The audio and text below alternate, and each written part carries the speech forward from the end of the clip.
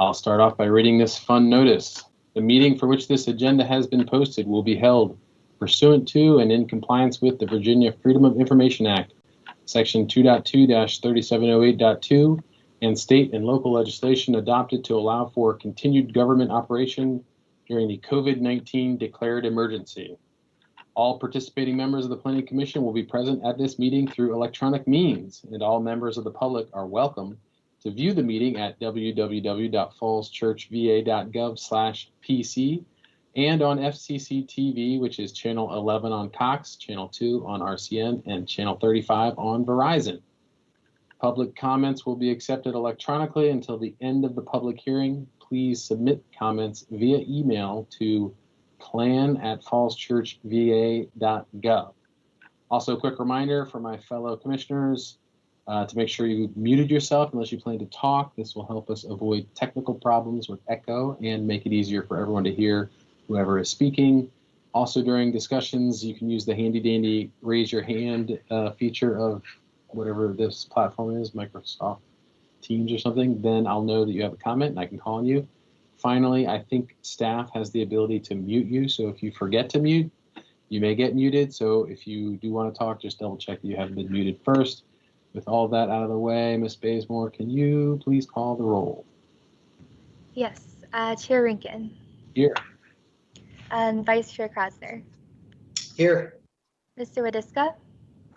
Here. Ms. Teets. Here. Mr. Puentes is absent. Mr. Stevens. Here. And Ms. Weiss. Here. Thank you. All righty, with that out of the way, I need a motion to adopt tonight's agenda. So moved, Mr. Chairman. This is Brent Krasner. Ms. Teets is seconding. All right, we have a motion from Mr. Krasner, second by Ms. Teets. Ms. Bazemore, could you call a quick vote, please? Yes. Chair Rinkin. Yeah. Vice Chair Krasner. Yes. Mr. Wadiska. Yes. Ms. Teets. Yes. Mr. Stevens. Yes. Ms. Weiss. Yes. All righty. Thank you for that. Now we have an agenda. We have no speaker series tonight, which puts us on to item 5. Ms. Bazemore, do we have any petitions for items not on the agenda? No. None. Brings us to item 6, which is listed as a work session. Normally we do those at the end. I assume it's fine for us to do some work sessioning, come back to do some business, and then go back into a work session. Is that right? Yes, Mr. Chair. The joint work session with the AAB is scheduled for an 8:15 start. That's to allow the applicant to attend an earlier meeting that's going on now with the Rec and Parks Advisory Board. So the applicant team is over there from 7 to 8. And then that'll give them 15 minutes transition time to join the joint work session of the Planning Commission at AAB. There's no work sessions are still, we call them work sessions, but they're still part of public meetings. So moving them around within the agenda is not an issue. Great. Well, then that brings us to 6A, which is a work session where we are going to spend some time talking about the Arts and Cultural District Comprehensive Plan Amendment, Chapter 3, Community Character, Appearance, and Design. Work session, I think this is public art kind of related stuff. I'll let someone take it away. Sure. Let me set up the item before I hand it over to the staff planner on this, Ms. Bazemore. So this item is before the Planning Commission as a work session. This is a follow-up effort to the previous completed student study by the Virginia Tech class. And what's before you tonight is our draft materials that would be incorporated into the city's comprehensive plan. I think Emily will get into, Ms. Bazemore will get into this in her report, but state code provides guidance or requirements for how public art policies get incorporated, whether it's into the comprehensive plan or an official map, and the procedures for doing that. That's why it's structured in this way. This concept materials went to the City Council recently as a work session item, and now it's coming to Planning Commission before it heads out to other boards and commissions, which Ms. Bazemore will also get into. So as it says in the recommendation, this is a work session item for you all to review the draft materials and provide feedback. For a more detailed report, I'll hand it over to Ms. Bazemore. Thank you, Paul. So bear with me. I am going to hop all over the staff report. So I'm not going to go in order. But I want to start with the request. Staff requests the Planning Commission hold a work session to discuss draft materials for a public art policy. As described below in the staff report, these materials are proposed as an addition to Chapter 3 of the Comprehensive Plan, being the Community Character, Appearance, and Design chapter. The draft Comprehensive Plan amendment includes a vision statement for public art, guiding principles, actions and strategies, and an arts and cultural district map. Our recommendation tonight is that the Planning Commission review the draft Comprehensive Plan amendment and provide input on the following. Our draft vision statement, guiding principles, and recommended actions and strategies for implementation, as well as the draft arts and cultural district map. And now I'm going to go to page 2 of the staff report to give you guys some background. So a little background on the value of public art. The intent of public art is to connect humans to their surrounding environment through placemaking and storytelling, enhance community dialogue, and generate local economic activity while providing citizens and visitors with a valuable creative experience. The incorporation of art and culture into the public realm establishes a sense of place for both the city's citizens and its visitors alike. Public art in the city. Throughout the years, the City of Falls Church has worked to incorporate such arts and culture throughout to pay homage to its history and celebrate its unique charm. The Falls Church 2040 Introduction and Vision chapter of the Comprehensive Plan calls for a substantial investment in the arts, including public art, to further the sense of small town character in an urban setting. Investment in public art is also supported in the city's adopted small area plans, such as the South Washington Street Small Area Plan, which included a concept for an arts and cultural district. The South Washington Small Area Plan describes the potential district as one that would spark awareness of the arts and encourage participation in them as well.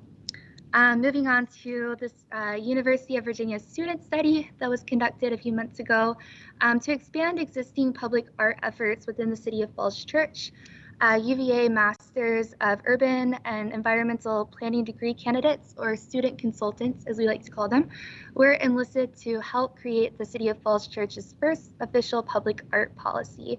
Site visits, discussion with city staff, and the City Arts and Humanities Council help the student consultants gain an understanding of existing public art endeavors and inventory, as well as where, why, and how new public art projects could thrive within the city. The student consultants research best practices of other cities within Virginia, as well as across the country, that can serve as precedents for public art in the City of Falls Church.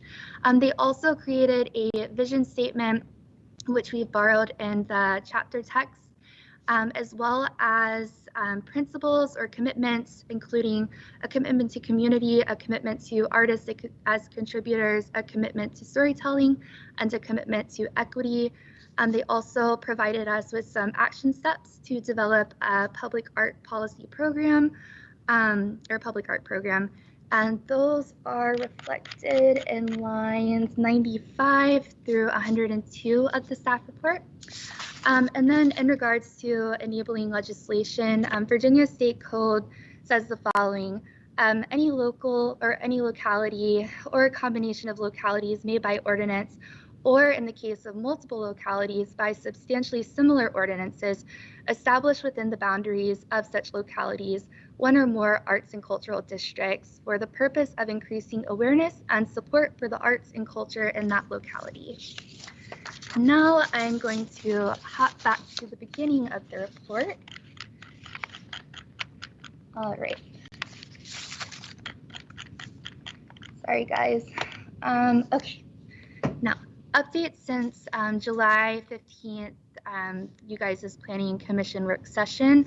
On July 15th, you reviewed the public art report and policy provided by the University of Virginia Masters of Urban and Environmental Planning degree candidates.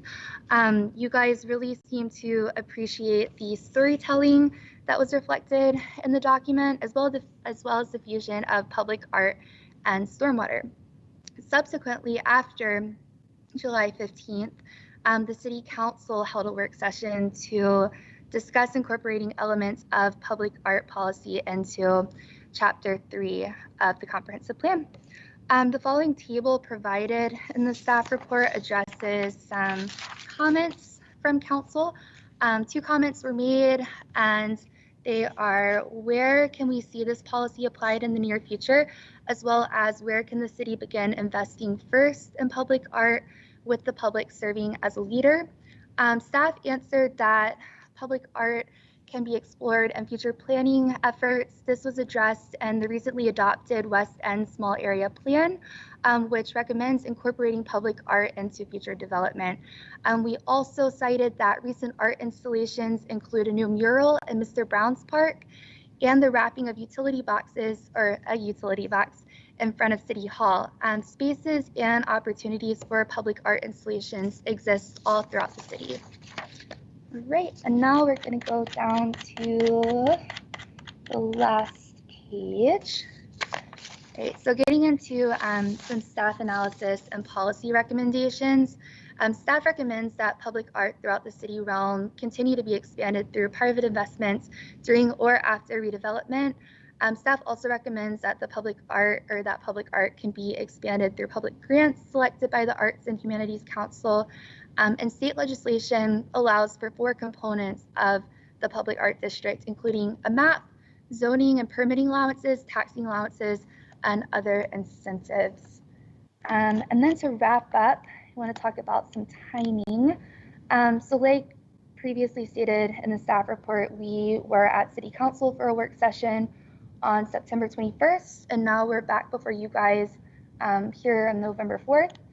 And we anticipate going to boards and commissions from November into January. The boards and commissions we're looking at presenting for are the Arts and Humanities Council, of course, the Architectural Advisory Board, the EDA, and possibly the Historical Commission and HARB.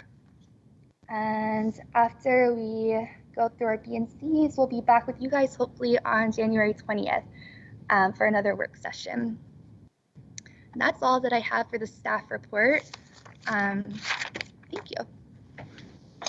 Thank you very much for that well-organized staff report. Anyone have questions? I see Mr. Stevens is unmuted. I'm going to let him go first, unless he unmuted by accident. Yeah, no, that's fine. I do have a couple of questions.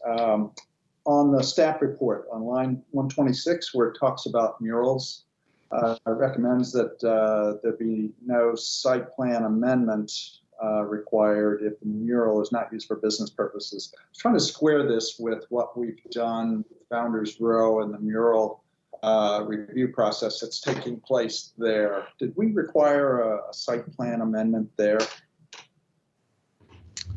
I can field that question. Commissioner, so the public process that's being used for Founders Row was actually dictated by the special exception that was used to approve the project. So as one of the voluntary concessions, the developer offered to install a mural along the side of the building, and as part of accepting that voluntary concession, it was noted that it would be finalized at time of site plan approval. And so since the mural was still a work in progress, that was held out as an item that would be done as a site plan amendment. So that's the specific reason for the Founders Row mural. In researching what's happening with public art in other jurisdictions, there was actually some discussion with staff members down in the city of Alexandria. And they also made a present to the Arts and Humanities Council. And I think, Ms. Bazemore, you were there for that discussion, right? Yes, I was. Do you want to speak to a little bit to the City of Alexandria approach? Yeah. In regards to murals, it's basically left up to the building owner, as long as, so basically you can put up any mural you'd like to paint. There's not many limitations in regards to the city unless there's words on the mural. So as soon as words enter the mural, it becomes signage, and there's a whole process that the mural has to go through since it's considered signage at that point. But they don't really regulate too much of the murals in the city in order to kind of basically expand the murals that are coming into the city. The less restrictive, the more can come, from what I gathered. Well, I guess the concern that I might have on this is just that with Founders Row, it seems like the process that we used did allow for, is allowing for quite a bit of public input. And I just, would want to make sure that any changes that we make don't inadvertently limit the amount of public input on something like a mural. So I'll at least just for the moment just provide that as an issue or concern. The other item I had was for line 130, I'm sorry, where it says, what if physical structure doesn't substantially impact pedestrian or vehicular movement? It talks about physical structure substantially impacting pedestrian or vehicular movement. I'm just curious, who would determine that? I can field that one. That I think that would be. I think the reason for writing it up this way in the staff report is to key into the requirements that trigger site plan amendments. So a lot of the pieces that are being talked about in terms of public art, right? Murals which go on the sides of buildings and alter the design, physical structures which are often noted as installations on site plans. Regarding physical structures, the trigger for requiring a site plan amendment is a land disturbance over a certain amount or some sort of significant impact to pedestrian or vehicle pathways. And so here, that's really just meant to clarify that significant impact is the trigger, and usually that determination is made by the city staff, usually the planning staff. I want to just indicate, that there is an entity that would be doing that determination. Sure. If it's planning, that's fine, but just some responsible entity that would have that. The one last thing I had was on page 4 of the draft plan, that there's a photo that says that Mr. Brown's mural is public art on public land. I'm just wondering if that should be public art on private land.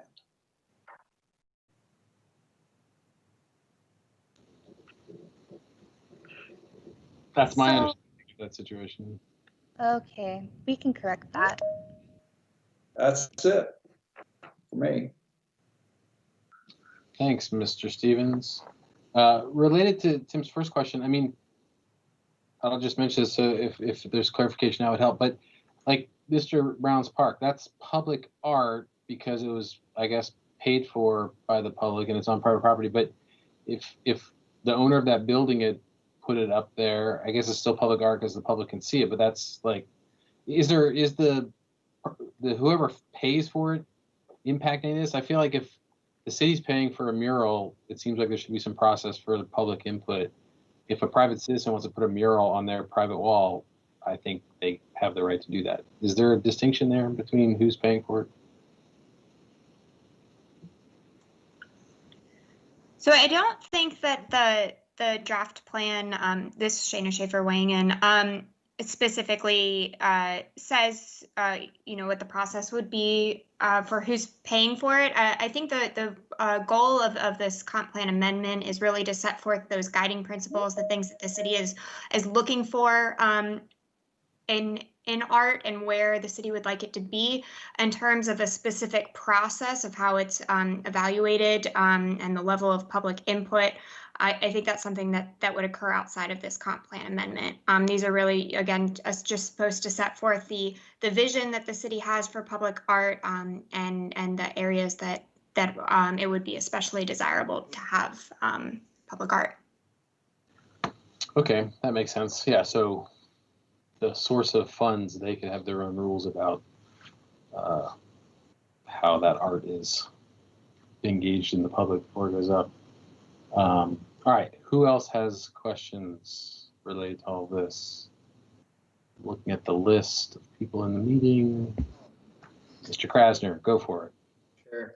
It's more of a comment. I mean, actually, overall, I think we all, I'll speak for myself, I guess, we support public art, and I think that it's one of those things that I think it's easy to have it be further down on the list of priorities, but it's one of those things, as mentioned, in the public realm, that it does add to the richness of the the vibrancy of that outdoor environment.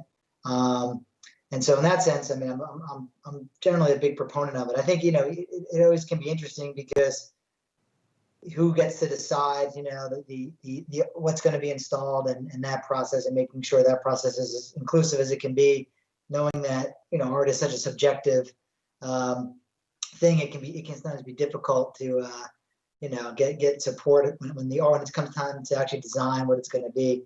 I just thought, just from a I noticed on page 3, it's a pretty stark contrast. You have like chainsaw sculptures like on top of like the Bean in Chicago. So I don't know if we're trying to say we aspire to have public art on a scale of like what they have there in Chicago versus our little chainsaw sculptures. It's just pretty, it looks pretty like, I don't know, a little small towny to have our little like carved eagle and wolf above that modern piece, which I just think they're like, it's just such a difference in scale. But I mean, I don't know. I think I don't know the sculptures in the park, if that was something that we had some dead trees and those are like stumps, or that I don't know the process behind those, or if those were something that our parks folks, I don't remember dealing with, that like coming before us in any way. But anyhow, we should, if I'm sure somewhere in here we talk about, kind of what we aspire to, but I just thought those photos were kind of like a stark contrast. So if we're going to put examples of what we want to have in the city, I mean, if we want something as grand and spectacular as the Bean, then that's great. But, that might be, a bit of a reach unless we're going to have a developer really chip in to pay for it. But anyway, overall, though, that's more of just an editorial. Overall, I think it's I think it's a good priority for us. And I think wherever, and I know we brought it up on most of our larger recent projects. Maybe we'll talk about it a little bit tonight on the Broad in Washington. But anyway, overall, I think the plan is good, and we should continue to try to get public art, wherever we can. All right, thanks for that. Anyone else have any comments or thoughts? I had a question about the map. Go for it. And some of this is my maybe excessive literal mindedness here about when I think of an arts and cultural district, I think of like one place to go, but this is more, when you look at this map, it's some splotches and some lines across the city. So it's like you're permitted to do certain things or encouraged to do certain things in these areas, as opposed to like a district that has its own sort of place and feel to it. So I guess that's sort of like my one. I was struggling to juxtapose the map with the labels. Maybe that's just excessive literal mindedness here, but I guess I wanted to understand, so for example, like the Eden Center area in my mind would be a very different feel from what goes on, I don't know, on Gordon Road. Those are just very different places in the city that have different vibes, to use a technical term. And then, so that's one question or comment. And then the other question I have is just understanding, like, Lincoln Avenue is part of the Arts and Cultural District, but other streets aren't. I was curious about that. And there are little patches in here, like there's a little building on Hillwood, which I think maybe is the blacksmith's building that we had a public comment on. I was just sort of curious about the design of the map and what made it into the Arts and Culture District and what didn't. Just to first respond to the comment about the map. So Lincoln Avenue it's not part of the Arts and Culture district that's actually the WNOD trail filled in. So we had filled in the city's adopted revitalization districts, and then public lands, including parks, municipal buildings, and schools. And so maybe that's something where we could differentiate the public land versus the revitalization district area, because it's going to be, the public lands would most likely be art that the public is paying for, versus the art that's in the revitalization area would more likely be developer based, done as part of a new development project. So maybe that's something that we could just show in different colors to make it a little bit easier to understand what's going on here. And the idea here in using the revitalization districts, that those are areas that the city has identified as having additional development in the future. And that certainly is an important part of the city, that we're focusing on building that sense of place, having high quality urban design. And so staff felt that public art would certainly be important in all of those areas. But of course, the Eden Center is going to have a much different feel than the West Falls development. And I don't think this map necessarily says they have to be the same, but that we're looking for, something that would create that sense of place.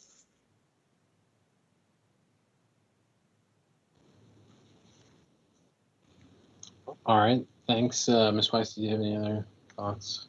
No, I think that distinction would be helpful, just sort of tying together. And I saw those criteria, but then I got stuck on what I thought was an avenue. So clearly I was misinterpreting it.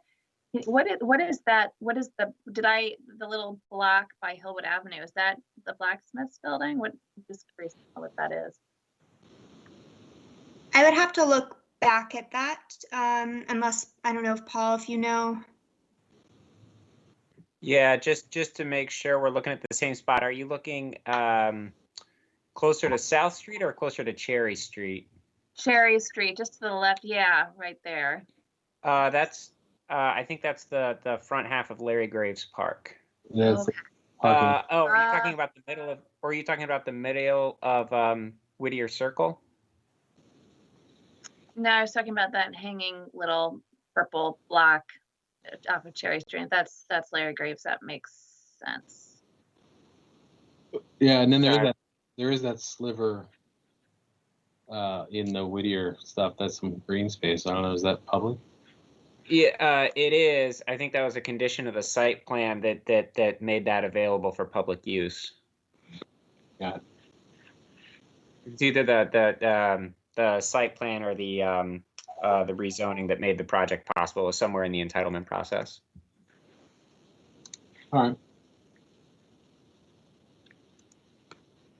All right. Any other comments on this topic? We have about a couple more minutes. Not seeing any. All right. I don't personally have many comments. It seems to be well put together. Let me just go back to make sure we are answering the questions that you asked of us, right? You wanted to know draft vision statement, guiding principles, recommended actions for implementation, and the map. That's what you guys wanted to know about. I think you're in good shape based on the comments here. All right, thank you very much. I think, like we laid out in the schedule, we'll be going out to those select boards and commissions over the next couple months. It can always be a little tricky to schedule around the holidays. And then we'll probably come back to you all for a work session. It looks like we're trying to get back to a work session with the Planning Commission in late January. Be your second January meeting. Sounds good. All right, thank you. All right. Now we're a little ahead of schedule. Maybe a lot ahead of schedule, since it's not going to take us 15 minutes to approve the minutes. However, I was unable to access the minutes. I don't know if that was my problem or when I click on the link, I got an error. I had the same problem. Me too. So we may have to punt the minutes to the next meeting to review. So I actually noticed that when I tried to open them for Planning Commission tonight. Okay, I think basically the PDF is broken, but the Word document was working. So what I can do is upload the Word document for you guys' next meeting, or just figure out what happened with the PDF. That sounds good. I appreciate that. All right, now I guess, Paul, we have to wait 15 minutes. Can we jump? I suppose, yes, we should wait. The AAB, because of the way this was advertised, I think that's right that we shouldn't start the joint work session until the advertised time, which was 8:15. Can we jump to our item 9? That's what I was going to suggest, was you all amend your agenda to pull up an item. Okay, so I need a motion to amend the agenda. We only have like 13 minutes to do this. Any more? So moved. Second. All right, we got a motion for Ms. Weiss, and I heard 2 seconds. I'll go to Mr. Krasner for the second. I think the motion was to amend the agenda to move item 9 above item 8. I'm going to do this. This is going to be crazy. All those in favor, unmute and say aye. Aye. Aye. If you're opposed, you can say no. Okay, we've got it. Planning Commissioners report. Anyone have anything to report? Mr. Stevens. Yes, I attended the EDC meeting on October 23rd. A couple things I wanted to share. One is it's being socialized by a company called Monarch Communities, and it relates to the Stratford Hotel site. And what they're proposing there is a senior housing facility that would be 8 stories. The ground floor would be mixed use. Otherwise, it'd be 160 units, which would address both independent and memory care required individuals. So it's a big project, an FAR of 5. So that compares to the Broad in Washington, which is 3. The other thing is they went over an early review of the proposed redo of the special exception ordinance, focused on infill on smaller sites, trying to make that easier, less focus on the quantity of commercial space required and more focus on the quality of the commercial space. I guess that's it. Thank you. All right, thank you, Mr. Stevens. Any other Planning Commissioner reports? I got a real quick one. I attended the Library Construction Oversight Committee meeting on the 27th of October. Just a real brief report is that based on a bunch of weather that has happened over the last couple of months, they've extended the contract. They extended the substantial completion date out to May 7th. They're still trying, so the project is going well. It's still on time, but there was a 24-day time extension that was offered. They go through the schedule, which is on time. They're pushing really hard to make sure things get done before the winter, but otherwise things seem to be going well. Things are under control from a budgetary standpoint as well. So on time and making good progress and pretty tightly managed. So good meeting here. Couldn't have picked a better time to close the library than during a pandemic. Smart move. Any other report? If we don't, I think the main bit of correspondence in our packet was our letter to City Council about stormwater stuff that we talked about in our last meeting. Hopefully you guys all got a chance to check out the final wording there. I didn't check that meeting, but I'm sure it was well received. I don't know. They approved the funding anyway, right? So With some commitments to come back and think about green infrastructure and integrate it in future plans. So I think it moved the needle. excellent. Perfect. Thank you on that, Ms. Weiss. You were the driving force behind that, which I appreciate. Anything from the director's report, Mr. Stoddard? I saw some stuff about the whatever that area is called, Greenway Downs. Yeah, an update on that, just to verbalize some of that. So the student group from Virginia Tech had come before you as a body previously with their recommendations. They were looking at a study of what could be done in the Greenway Downs neighborhood, the two halves, one half lying on one side of the jurisdiction line in Fairfax County and the other here in Falls Church. And of course, Route 29 separating the two. So they were looking at some recommendations to pull those things back together and make it feel more like one walkable community. The director's report goes into a short list of their recommendations. Things like sidewalk improvements, pedestrian accessibility and safety, looking at better bus stops in the area, including the installation of bus shelters. And I think there was a briefing to the Planning Commission recently. The city did apply for a transportation grant to deliver on a lot of these recommendations, and that'll be included in the draft CIP that will be before you in just a few months. The other thing, if I could go back to Mr. Stevens' report from the EDC, that the idea of the code update.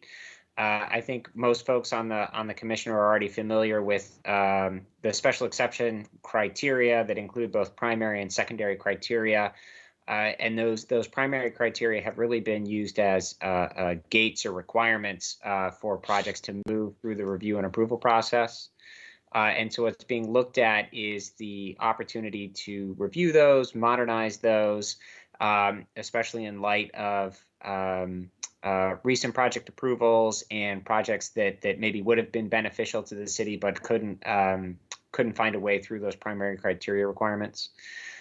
So that's scheduled for a council work session at one of their upcoming meetings, and I think the intent would be to not have a council first reading and formal referral, but to have early engagement with Planning Commission and EDA on that idea. All right, we'll keep an eye out for that. Mm-hmm. Man, we're too fast tonight. Well, I've also got another announcement. I think now we've got sort of sufficient capacity in the meeting for a celebration. Shayna Schaefer, is she still on the meeting? Good heavens. Oh, did she drop off? Oh man, what were you gonna say? Off. Well, I will let her know that I announced this. But Shayna Schaefer was recently promoted. She's been promoted to the title of senior planner for her work. Not only the great work that you all have seen publicly guiding the small area plan, comprehensive planning process, several development review projects. At times, actually staffing the Planning Commission meetings, both as in the clerking role as well as the director role, and really her leadership inside of City Hall as well has been very welcome, especially in these times with people working remotely. The work she's done to keep everybody organized, keep projects moving forward, has really been quite impressive to watch. So congratulations to Shayna. So I think a well-deserved promotion. Yeah, definitely. And she can watch the recording. And when she does, congratulations, Shayna. I agree, well deserved. She's been a great part of the team, definitely, for sure. So let her know that we all say congratulations. I second that. Second that, third that. I think we got, I bet it would be unanimous. All right. I don't know, Paul, 5 minutes, come on. Yeah, I think we've got, let's see, it looks like we've got all the members of the AAB at this point. So I'm guessing, my sense is that anyone trying to find the AAB would find I think sort of a blank meeting room and make their way over here. Let me see. Somebody chatted through a message saying that AAB is here and ready to go. Right. Great. Okay. I have a message up on the AAB's meeting right now to redirect. So Excellent. Well, then I That think is fantastic. Thank you. I think then we can get started. So we have wrapped up item number 9, which we moved in front of item number 8, which brings us to item number 8, which is a joint work session with the Architectural Advisory Board. Welcome. On the Broad and Washington project application. I gather that there is a presentation, but I will let staff kick that off. Thank you, Mr. Chair, and welcome to Chair Way and members of the Architectural Advisory Board. Happy to have this joint work session to really take a more in-depth look at the building's design and architecture here. So there's no staff report this night. Really, I just want to use a few moments to set up the meeting. That you all, I think AAB has a subsequent business item on this to make their recommendation. So you have, an allotted time to sort of go over this and look at architecture. And really, this is a follow-up to the Board and Commission Town Hall that was hosted at the previous Planning Commission meeting. So I think after talking to the case planner on this, Ms. Keita Ruzzi, and the AAB liaison, Jeff Hollern, I think my recommendation is that instead of getting a presentation on the project or an overview, that really the groups sort of use your time to walk through each of the elevations and perspectives, and I think spend maybe 10-15 minutes on each one as a way of making sure you cover the entire development. That sounds good to me.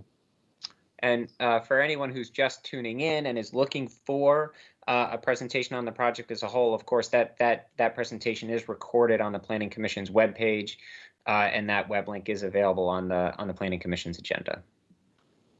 All right, and so Paul, the developer will go through the elevations, right? Mm-hmm. And then what I'll do is in this cool Microsoft Teams thing, there's that little link there. You can raise your hand. I'll keep an eye on the list. If anyone, either Planning Commission or AAB, has a comment after the developer has presented the elevation, click that little thing. I'll call on you. You can unmute, ask your question, make your comment, and we'll progress that way. We'll try that. We'll see how it goes.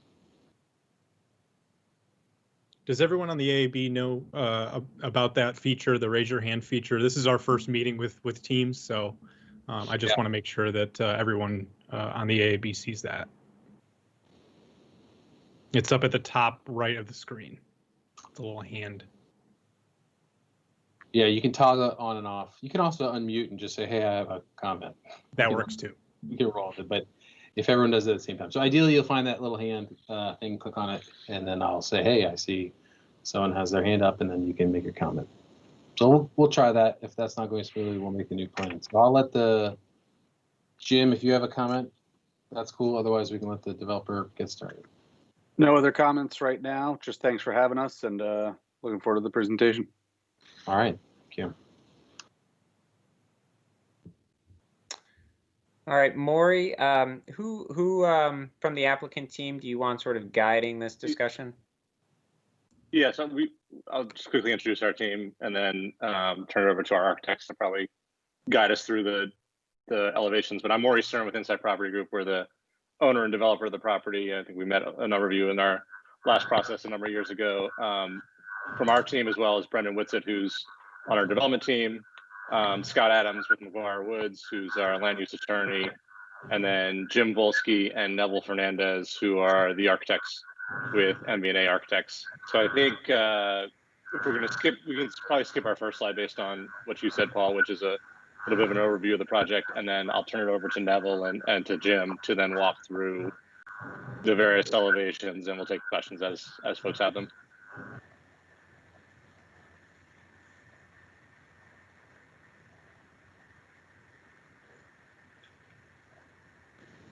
That sounds good. I think when Jim unmutes, we get a little bit of weird noise, so someone might have heard them, but not terrible. Let's commenting. Go for it.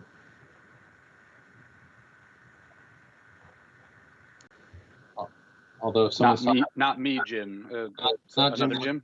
Yeah, the other Jim. Jim. So you're getting background noise. This is Jim Volsky. Neville, Okay. is gonna start talking, but if I can mute if my microphone is making a funny noise. Yeah, I think Jim Volsky, I think when you unmute, it makes a little bit of a weird noise, but it's not terrible. So if you stay muted when you're not talking, that's great. Take it away, Neville, I think. Great. Well, I'll quickly run you through plans and sections just to give you a sense of how the project's planned, and then we can go straight to the architectural massing and design. So here's the ground floor plan, street level plan. Broad Street is pretty much flat. I think what you're seeing on the screen really is planning 101. Make sure you activate and use every square foot that you have at your street level for maximum interaction between the building and that ground plane, which we call sidewalk. So you're seeing at the western end of the project, the Whole Foods, 45,000 square feet of Whole Foods at the street level, not below, not on the second floor, at the street level, activating Broad Street and the corner of Broad and Washington. You're also seeing that the Whole Foods has been carved out at that bottom left corner to provide a really nice public plaza, urban style public plaza at the intersection. Unlike in our previous 2018 approval where the plaza was on the second floor and not really easily seen. In this case, you're not going to have that issue at all. Whole Foods, I think, is a little unique among other grocery stores in that it provides at least two entrances, unlike most grocery stores, which usually just do with one. So basically, more ways of entering into the store, more ways of activating and connecting people with the program in the building. So that's always an exciting thing when you have to design for Whole Foods. You get the opportunity to kind of attract and get people to kind of filter through your projects through several different points. Just east of the Whole Foods is the Res Lobby, and right next, it's kind of centrally situated in the project, and right next to that is the garage entrance. We are going down from 3 curb cuts on Broad Street to 1. This is going to be the lowest level of public parking and the lowest entry point into the parking. The other being the entrance from Park Place, which is the highest point. So you kind of are coming in from 2 levels and filtering into the project through the intermediate levels. The rest of the frontage along Broad Street is some retail, much smaller than Whole Foods, and at the eastern end of the project, the Creative Cauldron Theater. All the loading, all the trash for res, for retail, all of that is happening in a centralized location right behind the res lobby. There's a large area there that we think has been designed carefully to take care of the entire functioning of operations of the building. So again, that curb cut on Broad Street is very important. Everything filters in through there. There's a level below, which I think you'll see later on. There's a full basement level that is going to be used for residential parking alone. But really, other than that one basement level, the entire project is kind of above grade. Can we go to the next slide? This is just showing the mezzanine level. Whole Foods does have a mezzanine. They have asked for one. At the eastern end of it, you're seeing some vertical circulation by means of elevators, escalators, and stairs. But really, the mezzanine kind of opens up. There's an outdoor and indoor seating component at the corner overlooking the plaza. And I think that helps the program activate the street, not only at the ground floor, but also at the mezzanine level. You're also seeing the intermediate parking level where you see the blue lines showing the circulation. This is what connects the Broad Street level to the Park Place level, which you will see in the next slide. So this is the Park Place level. So you're seeing that entrance from the north of the project. That's how you enter the project at the highest P4 level. You can take the ramps and go down and communicate all the way down to Broad Street. The rest of the parking, the big full block length parking along Broad Street is really Whole Foods parking, but anybody can park in there. It's just pay and park or get it validated from Whole Foods. The green that you're seeing along Broad Street is that it's a really large vestibule that contains the elevators, stairs, and escalators, all the vertical circulation that takes really anybody down from this P4 level to the store. Let's go to the next. One thing I forgot to mention is take a look at the top right corner. You're going to see this 40-foot swath. That's kind of the throughway park or the linear park that connects Lawton Street with Park Place. I think the zoning requires us to provide 20, but in conversation with our Lawton Street neighbors, I think we're providing a much more generous 40-foot setback, and I think that's going to be a really a big asset to the project and to the neighborhood in general. We'll see some more views about that in a second, but just wanted you to pay attention in plan to see how that connects from Park Place to Lawton Street. This is the first residential level. It's kind of like this untangled mass. There's no kind of circle or donut as we call it, but the residential level really is characterized by three really big, healthy courtyards. The courtyards help a lot at breaking the mass too, and you'll see that in a second with the architecture and design massing section. But really, I think the massing of the residential has enough ins and outs that you will start to see incorporated within the architecture. As you keep going through the next couple of slides, the residential footprint starts to pull away from the Lawton Street and the Park Place site. So if you can just maybe quickly go through the next 3 slides, really appreciate that. There you go. You can see how that building just kind of starts to shrink and concentrate the massing. Thank you. Concentrates the massing towards the intersection of Broad and Washington. And again, you'll see what that does to the massing and how you perceive the building. Let's go to the next slide. That's just the below grade parking. There's one level. Most of it is residential. There's easy access to the residential lobby core that is literally in the center of the project.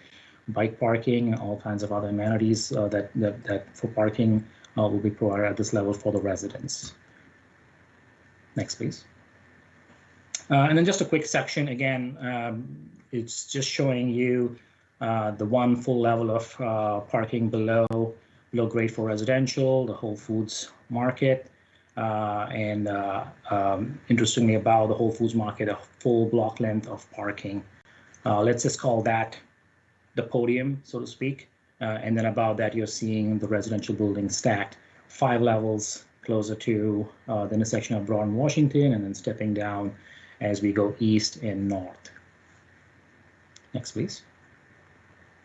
That brings us to architecture, design, and massing. So we threw this bunch of images here so everybody can start to understand what we had in our head when we started designing this project. There's one thing that I think a lot of these images share. They share one common characteristic, which is a very clean, very contemporary kind of look, no fuss architecture, but it's humble. It uses traditional materials. It uses brick. It uses brick coursing, projecting, and recessed brick courses. Traditional means of construction. You're seeing that in the metal elements on this image here too. It uses flat seam, standing seam. Again, some of these, I apologize, are architectural terms, but what we really liked about these images was the materiality and the craft that went into constructing these buildings. We really enjoyed this image search and kind of trying to understand what this building wants to be, and we are really trying to craft an architecture that is clean, contemporary, that is unique and adds to the architectural variety in Falls Church. Some of these elements, try to keep them in mind. The trellises at the top, some of the 2-story mansards, and some of the screening. You're going to see this appearing in various ways in the design. And renderings never do any good justice to the design, but pictures of real buildings do, and hence we decided to put this slide in here. Can we go to the next slide? All right, so this is a comparison. Let's start here. This is a comparison between the 2020 proposal, which is at the top, in comparison with the 2018 approval.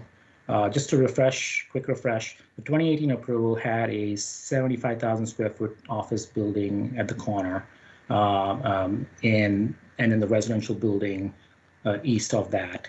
Between the office building and the residential building, you had a level 2 plaza. It was much larger than the plaza we have in the 2020 proposal, but can you see it? Not really. Let's face it, a level 1 plaza is better than a level 2 plaza. It's really quality over quantity. That's kind of what we're going there with.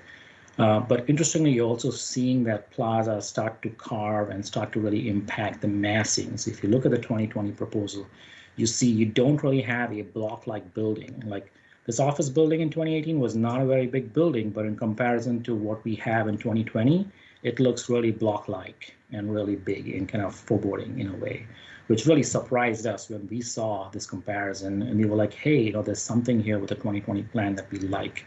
The star of that 2020 plan really is the plaza at the corner of Broad and intersection, and what it does to the massing and how the building evolves and modulates around that. Not only that, I think you'll also start to notice that the residential building, because of the size and dimensions of the courtyard, there's really less of it along Broad Street than there was. It appears much less of a wall than it did in the 2018 approval. Again, all these are positive things. One other thing I want you to pay attention to is what I call the podium, which is really the retail level and the full block length of parking above, because that kind of forms a constant foundation, so to speak, all along Broad Street. You can start to see it out here with that cornice above the Whole Foods sign. So that is something that goes block length. So the residential buildings push and pull away from that line. And while you're walking on Broad Street, you may or may not see the residential buildings above, which again, all good things. And we'll show you how this dovetails with what's happening across Broad Street. One other thing, sorry, can you go back for a second? Yeah, one other thing, you're also seeing how the grade along Washington Street is really impacting, or rather helping, the project. You can see Washington Street really climb up pretty steeply all the way up to the left where you see State Theater.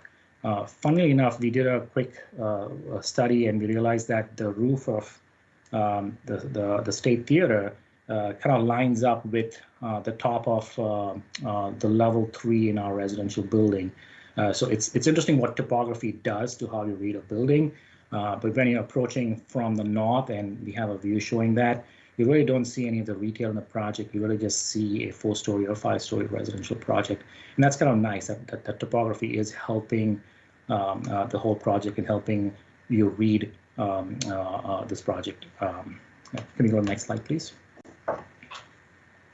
So here's a close-up, and I think we've seen this view a lot.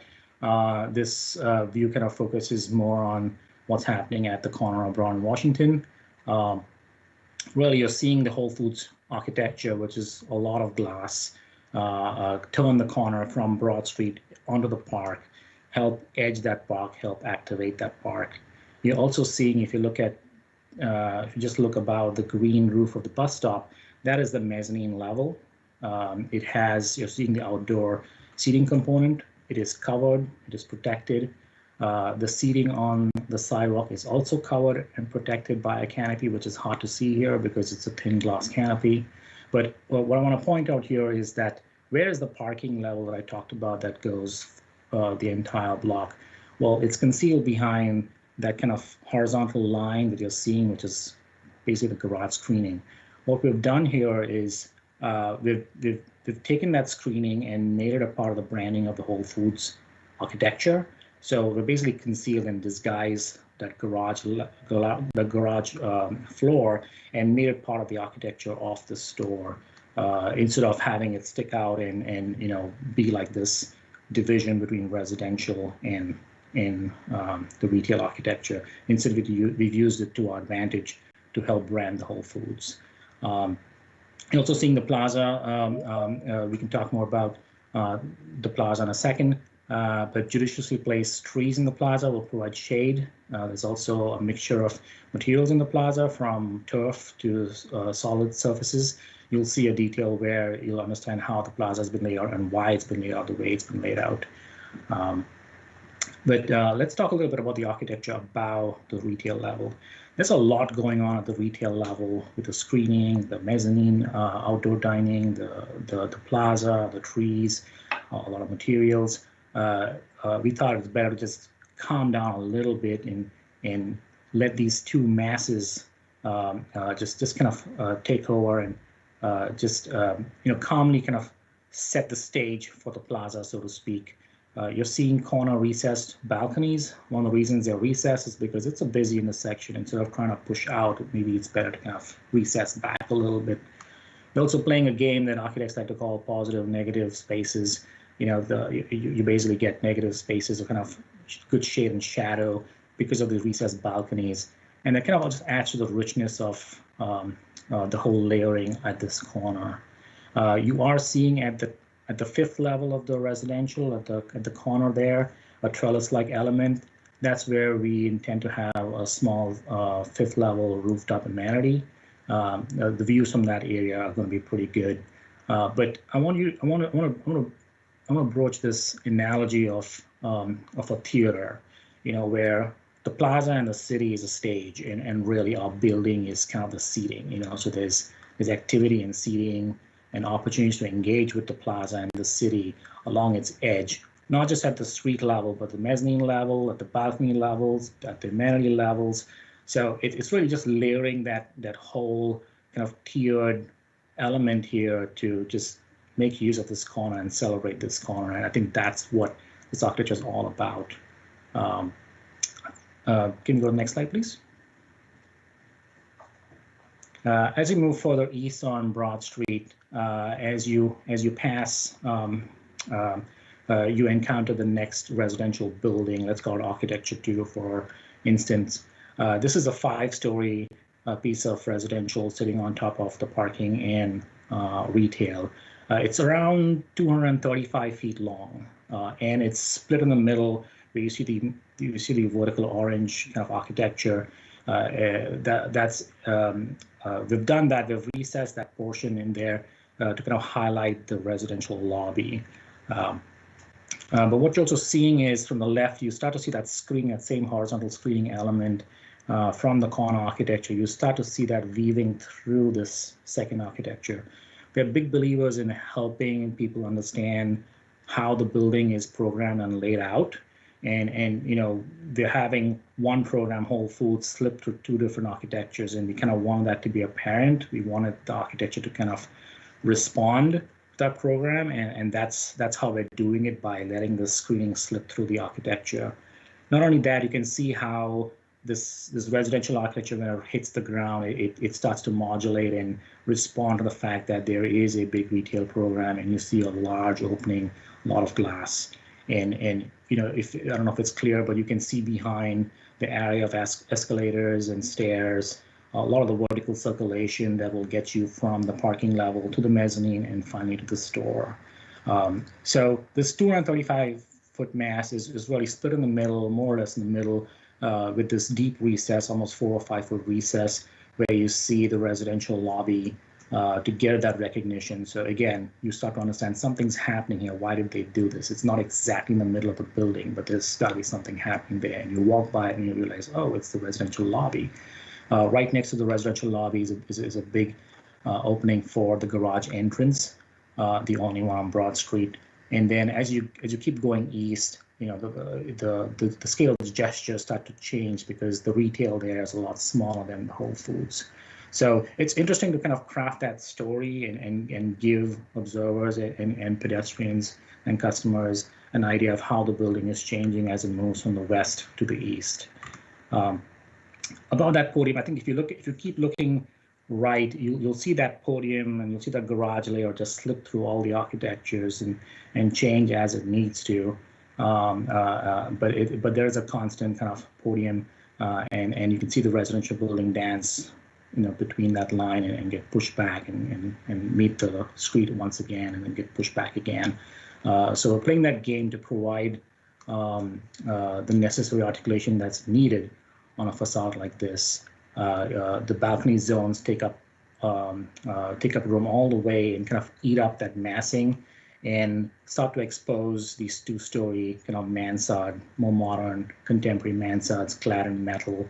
Again, that same kind of construction that we talked about, flat seam, standing seam, using these traditional means of construction, to help give texture and richness to the building. So that's what you're seeing at the top 2 levels. They're kind of mansard-like, modern mansards. And because of the balcony zones going all the way up, they really eat up that corner, and you get this crenellated edge at the top of the building. So we're really excited about that. We think that'll really help break the mass and kind of give visual interest when you're walking by and taking a look at this building. Let's go to the next slide. So this is the view from Lawton and Broad, and you're kind of looking back, and you see the building step down from 5 stories of residential to 4 stories of residential. The brick is different. You can call this architecture 3 if you want. You're also starting to see that 2-story plinth or 2-story podium that I said, the parking level and the retail level continue to hug Broad Street and provide you that street wall or street edge. But you're also starting to see this 4-story mass. It doesn't end there. The 4-story mass, when it gets to the intersection, it starts dropping down, and we really just have 2 stories of residential over this podium, and finally dropping down to just 1 level at the corner, which is the Creative Cauldron. We'll talk a little bit more about what has influenced the massing at this corner, but before I go there, I just want to point out a few other things. You can see there's opportunities for some art, like this is kind of the eastern gateway to Falls Church, if you will. So you're seeing the little city right now, which is just a placeholder art, but there is potential for exploring something out there. I think you'll see this as you move through the building. There's opportunity for art and public art, and we've tried to make use of every square inch we could to do that. We have also moved the entrance to Creative Cauldron, which used to be at this corner. We've moved it further west. It's a little hard to see. It's behind the trees. It's got a canopy, and it's got the blue and gold letters of Creative Cauldron and their logo. But again, trying to like transition from an active corner at Broad and Washington to a more residential character as you get closer to Lawton Street. Next, please. This is just a contextual view of what's really happening across Broad Street. How does that really compare? Again, obviously the development there is not of the same kind, but it is commercial, and it contains a lot of townhouse without sloping roofs or houses with sloped roofs. The one on the corner of Broad and Washington on the right side is a 3-story kind of townhouse like massing. I think it goes up, again, we've guessed this from Google Earth, but we think it goes around 34 feet or 35 feet. And you're seeing, the 2-story podium on the left, which also goes around 33 feet or so. Again, nothing scary in the street section. There's no canyon effect. It's nice. We're very happy about this 2-story street wall that goes to the whole block, and it's punctuated with the residential buildings as they approach Broad Street. Next, please. Thank you.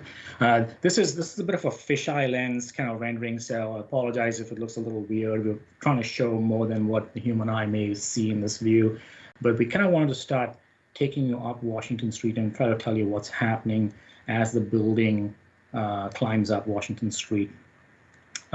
First thing I want to point out is you'll notice that these 2 masses that are like 2 little cousins, basically. You can really see how the plaza has really impacted this corner. We're getting smaller masses, which I think is good. It's perfect for residential use. The mass on the left is around 60 feet long. It's really not very long. And the mass on the right is longer. It's around 90 feet. Again, they're like small buildings that kind of joined at the corner. But interestingly, you'll also notice that these 2 masses are not parallel. And you can see, if you look at the roof line, you'll see that they're not exactly parallel. And the reason for that is the intersection of Broad and Washington is not 90 degrees. There's an angle. It's a bit of an acute angle. And again, just like I said earlier, that we like to betray the programming of the building in the architecture. It's the same thing. We like to betray the context in the architecture. And we made sure to kind of twist the second mass to kind of parallel that twist on Washington Street. So again, when you're driving by, you're not just seeing static masses, you're kind of seeing one slightly responding to that curve and one slightly differently. And I think there's a little dance that happens there, and architecture start to talk to each other, and it kind of turns the corner. I think that'll be a very interesting experience if you're walking or if you're driving by. Again, small little details, but things that get us architects excited, and we just, since you're hostage to us right now, we can talk about it. The other thing I want to talk about is you start to see Washington Street rise up. We'll talk a little bit about how that impacts the plaza, but you'll notice that the ground floor of Whole Foods really disappears as you keep going left. And what happens is the mezzanine level starts to get closer and closer to the street level. We'll talk a little bit more about that in the next slide, please. Thank you. So again, this is a better view that shows you what's happening. As the sidewalk rises along Washington Street, it gives us ability to kind of raise the plaza. The plaza is kind of 2 steps, so to speak, and that helps create a kind of a raised stage area, which you can see is just to the right of that bus stop there. That is kind of a raised element, and then you see the steps going down into the turf area. You can also get a sense of how big that turf area is. I can absolutely see, yoga in the morning, or I can't wait to see how Creative Cauldron uses the space for outdoor performances. But again, if you remember the theater analogy, there's a lot of levels, and we like to utilize these levels to the benefit of the space. You can also start to see the mezzanine level turn around the corner and kind of be like this balcony area that's overlooking the plaza. Not only that, this may be a little hard to see, but if you just look right on top of the green roof of the bus stop, you'll see a set of stairs a little bit. Well, if you're walking down Washington Street, you could hook left, you could take those steps, and that connects again with the mezzanine level. So there's many ways to enter Whole Foods, not just to the ground floor, but also the mezzanine level. So we've taken every opportunity we had to connect grade with the building program to make this building unique and fit in this location. Like if you took this elsewhere, it really won't make any sense. But what happens as you keep moving up Washington Street? Well, obviously you're starting to be 7 or 6 or 8 feet higher up above the floor. So it's hard to actually look into the store anymore. And that's where you start to see this base, what you're seeing as grades. It's probably going to be some kind of granite, some kind of nice material you don't mind walking by. But what happens is it gives us the opportunity to start exposing the mezzanine level directly to the street level. Now, we don't know what Whole Foods is going to do at the mezzanine level, at least all along the whole stretch. Some part of it towards the northern end may actually be mechanical equipment and may not be pretty, and we may have to frost the glass there. But I'm hoping that there's some opportunity here for offices or maybe even some small customer areas, seating areas. And we hope that that level starts to talk to the street. And as you're walking on Washington Street, that 70 or 80 foot stretch is still activated, even though we're at the mezzanine level and no longer at the stair level, at the street level. So just a little bit understanding of how the grades work here and what's happening and how we are helping connect Washington Street into the project. Next, please. As we keep moving up on Washington Street, you arrive at the intersection of Park Place and Washington. This is the new intersection. These traffic lights are going to be new here. You're going to be able to take a left when you're going southbound on 29, and you'll be able to take a left from Park Place onto southbound 29. Really, what's happening at this corner? It's Clarendon's, Thompson Italian. There is a property between us and the project. However, in comparison with 2018, we don't have a blank wall anymore. In 2018, we had no units facing this way. The new plan allows us to have units face this way. So really, we have a residential building that you can see behind Clarendon's and Thompson Italian. The whole face is pushed at least 10 feet away from the property line to allow us to have balconies, allow us to have units. So it's great. This is not really the back of the building. This is still the front of the building. But who knows? Clarendon's, Thompson Italian may get developed. This view may not stay the same. We may actually have a new building at this corner. But the point is, we've made sure that those units are still viable. Those units will still have light and air, and we'll be able to have a good quality of life. You're also seeing the architecture that you saw huddling the plaza start to turn the corner and continue all the way and hit what is like a black tower, like kind of hinge, so to speak, where the project then starts to drop 2 floors down to a 3-story residential over the Podium along Park Place, and we'll talk about that in a second. but just wanted to show how we're dealing with that transition from 5 stories of residential to 3 stories of residential. Can we go to the next slide, please? Thank you. Here's a view for the back at the intersection of Park Avenue and Washington Street. You're seeing State Theater at the left. You're seeing what the intersection of Park Place and Washington Street would look like. And you can see the building in the background. There's a blade sign along the Washington Street facade, which should announce your arrival at Broad and Washington. But again, you have balconies, you have units overlooking this way, you have activity, you'll have lights in the evening. It is an active facade, and it's a way to tell you that you've arrived at the intersection of Broad and Washington. Next, please. Before we go and see the other architecture, just a little bit more detail about what's really happening with the facades along Broad Street, and how is this relationship between mezzanine, street level, and garage playing out. So there are 3 conditions out here. This is a condition that you're seeing at the corner. The red line on the view kind of shows you approximately where that section is cut. So you're seeing the garage level. It's open at that level. All we have is a concrete crash barrier that also screens your headlights. But it's open, and you're seeing the slats on the outside that form the skin of the project. Below that, you're seeing the mezzanine level, where you see the indoor mezzanine and the outdoor mezzanine component. So how is that activated, basically, is what you're seeing. And then last but not the least, the street level portion of Whole Foods that will directly communicate with outdoor seating on the outside. Next, please. Thank you.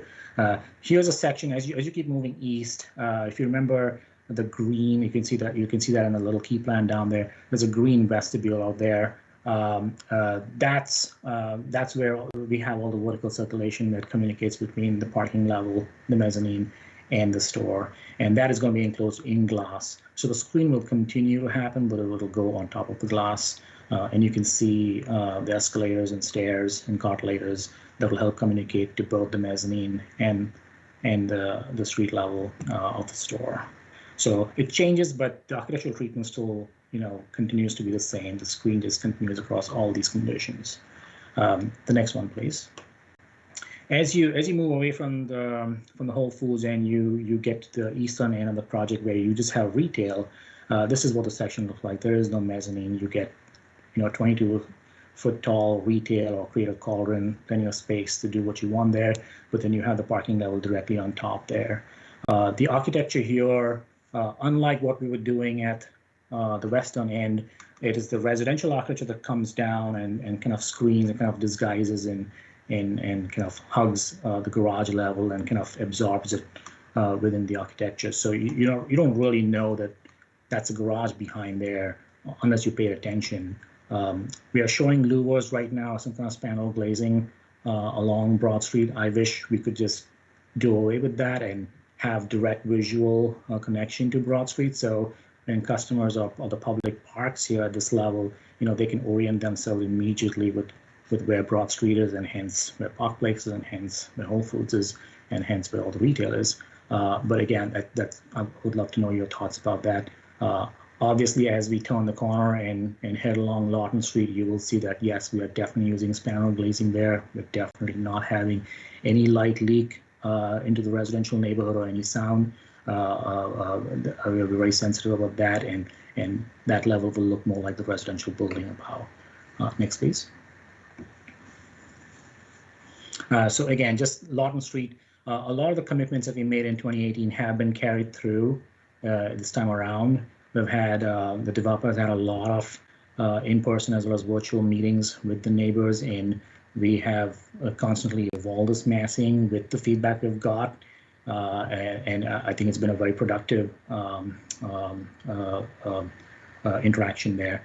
But let's talk a little bit more about how the massing at this corner and along Lawton Street has evolved because of these interactions. So let's go to the next level. Next slide, please. So we had the 5-story massing, 5-story residential massing mid-block that stepped down to 4 stories. But when we get to the corner of Broad and Lawton, we step down further, so we have only 2 stories of residential on top of the garage level. And then that continues to step down to 1 level residential over the parking, which you're seeing in the middle of this view, and then finally down to 0 level of residential, and all you're seeing is kind of this the podium or the plinth just continuing and going around the project. We initially started with a different massing, but after a lot of feedback from the neighbors, they kind of like the step down massing that we had in 2018. So we've retained that. The only difference is we are a floor lower at the corner of Broad and Lawton, but we are a bit higher at the corner of Lawton and the Thruway Park. And that's mostly because we have that parking level to deal with. One other thing I want to point out here is the start of a new material. We see this a lot in Falls Church. There seems to be this stone plinth. You know, it's either by landscaping or by plot lines, or it's also the base of a building. We really like that.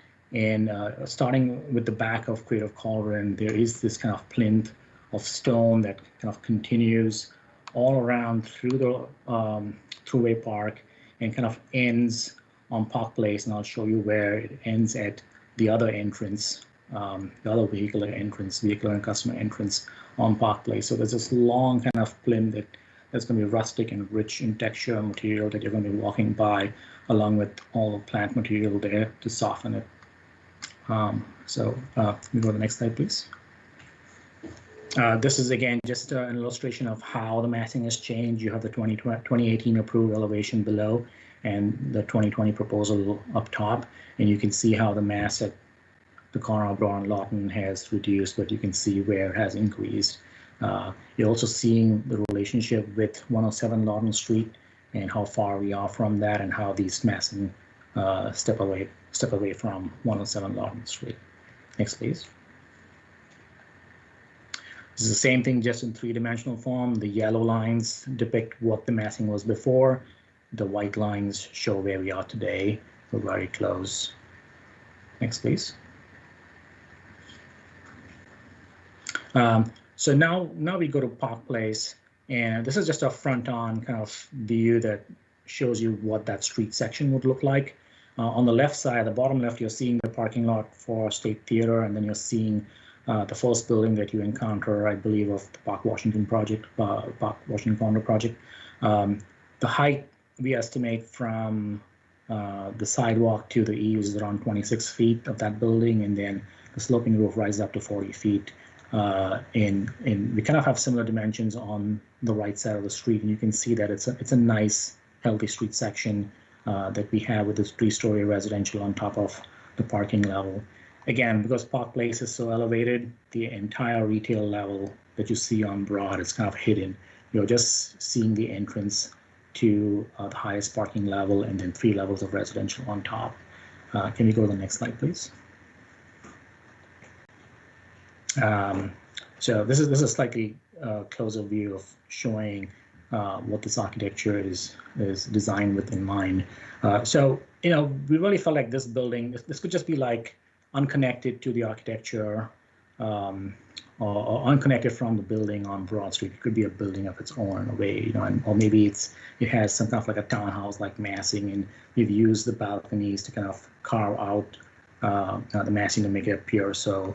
But again, it's a very small mass. That, you know, we've had some fun with the batten patterns, again reflecting some of metal architecture in there, and also, you know, all of this is sitting on that stone base that I talked about that starts from behind Creative Cauldron and goes all the way around and ends at the vehicular entrance from Park Place.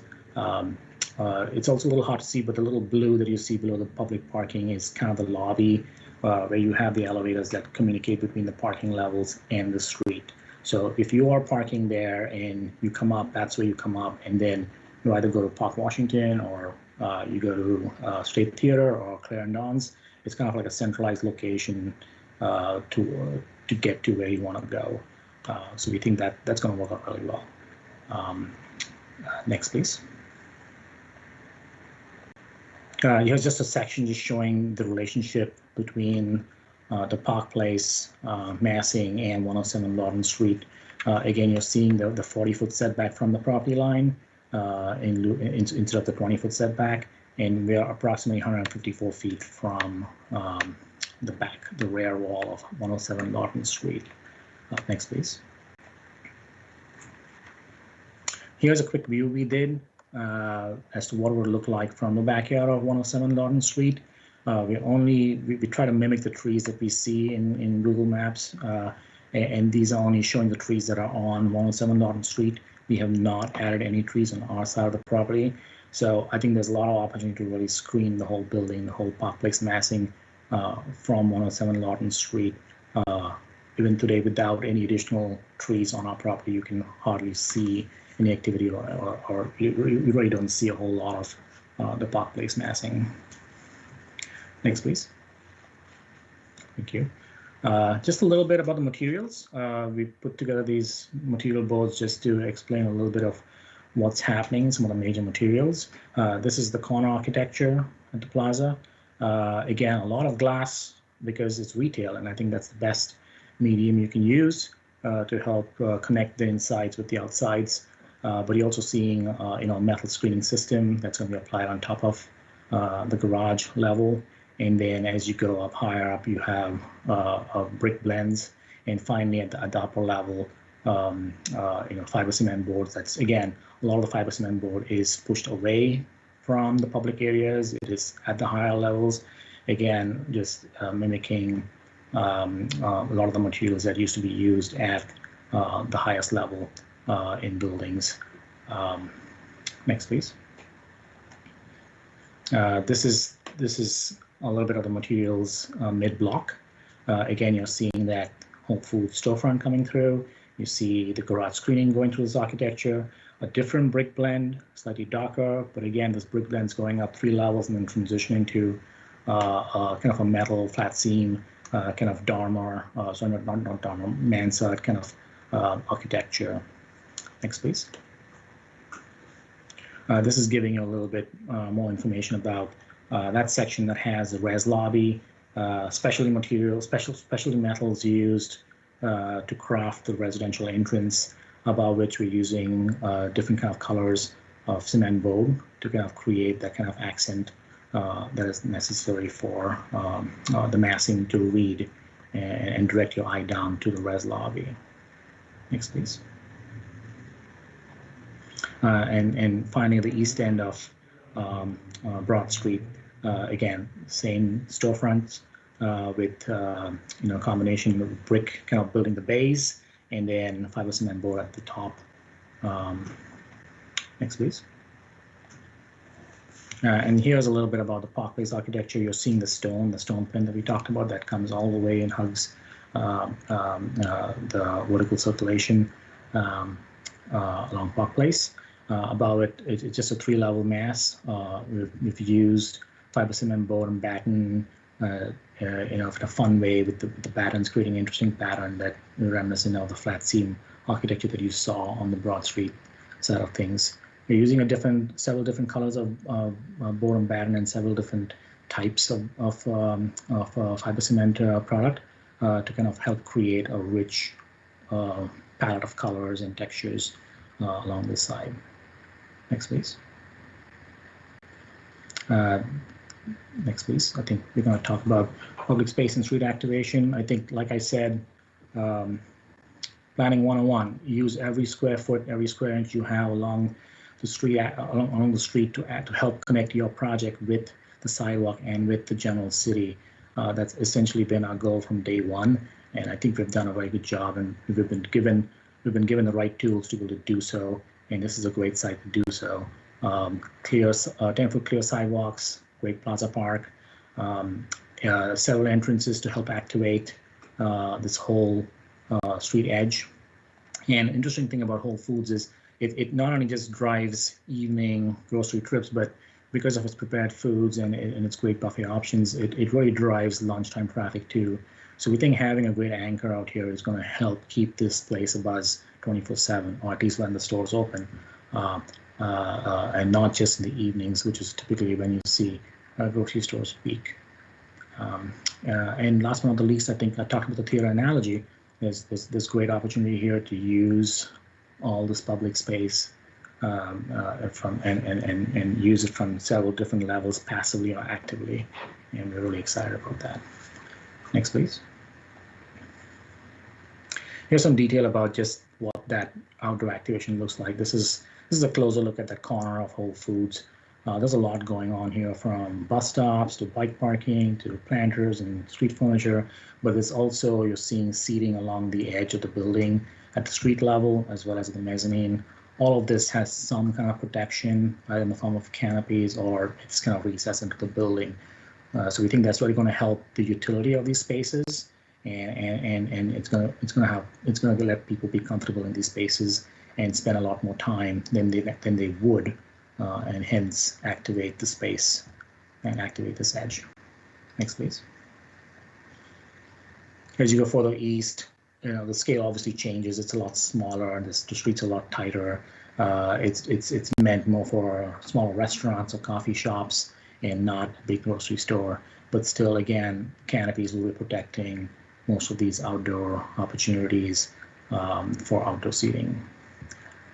As we keep going beyond, we don't really know what creative tolerance requirements are with respect to outdoor seating, but again, we're being very careful here because we're getting closer to the residential neighborhood, and we're being very cautious to let activity spill and turn around Lawton Street. We want that termination to happen very quickly, and the start of the residential experience to start pretty quickly the moment you turn around onto Lawton Street. So we're very careful of how the street activation ends and where the residential experience begins.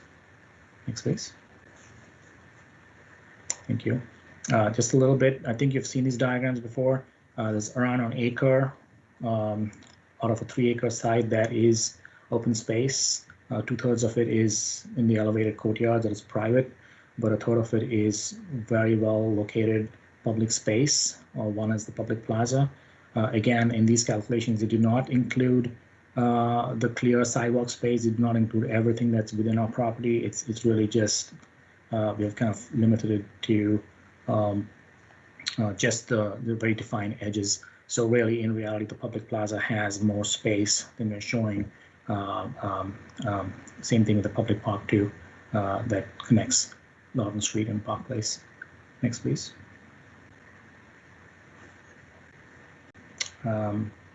Here's a little bit of a detail that shows how that park has been designed, and you can see the influence of the grade rising on Washington Street and how that connects seamlessly with the raised area that separates up from the turf area. Very judiciously placed trees to provide shade during summer, but also at the base of those trees, very nicely crafted stone and shrubs to provide for seating. So again, there's a lot of different ways in which you can sit and connect with activity in this plaza. It may be chairs along the edge of Whole Foods, or maybe the stones, or maybe the steps. There's a lot of opportunity here to kind of use this plaza for several different ways. North end of the plaza, you'll see some images of that, but it's also an interactive ability there where I think they're showing some swings. So it's not just a static plaza, but kids and people and families can engage with elements of this plaza and kind of have a fun time out here. Can you go to the next slide, please?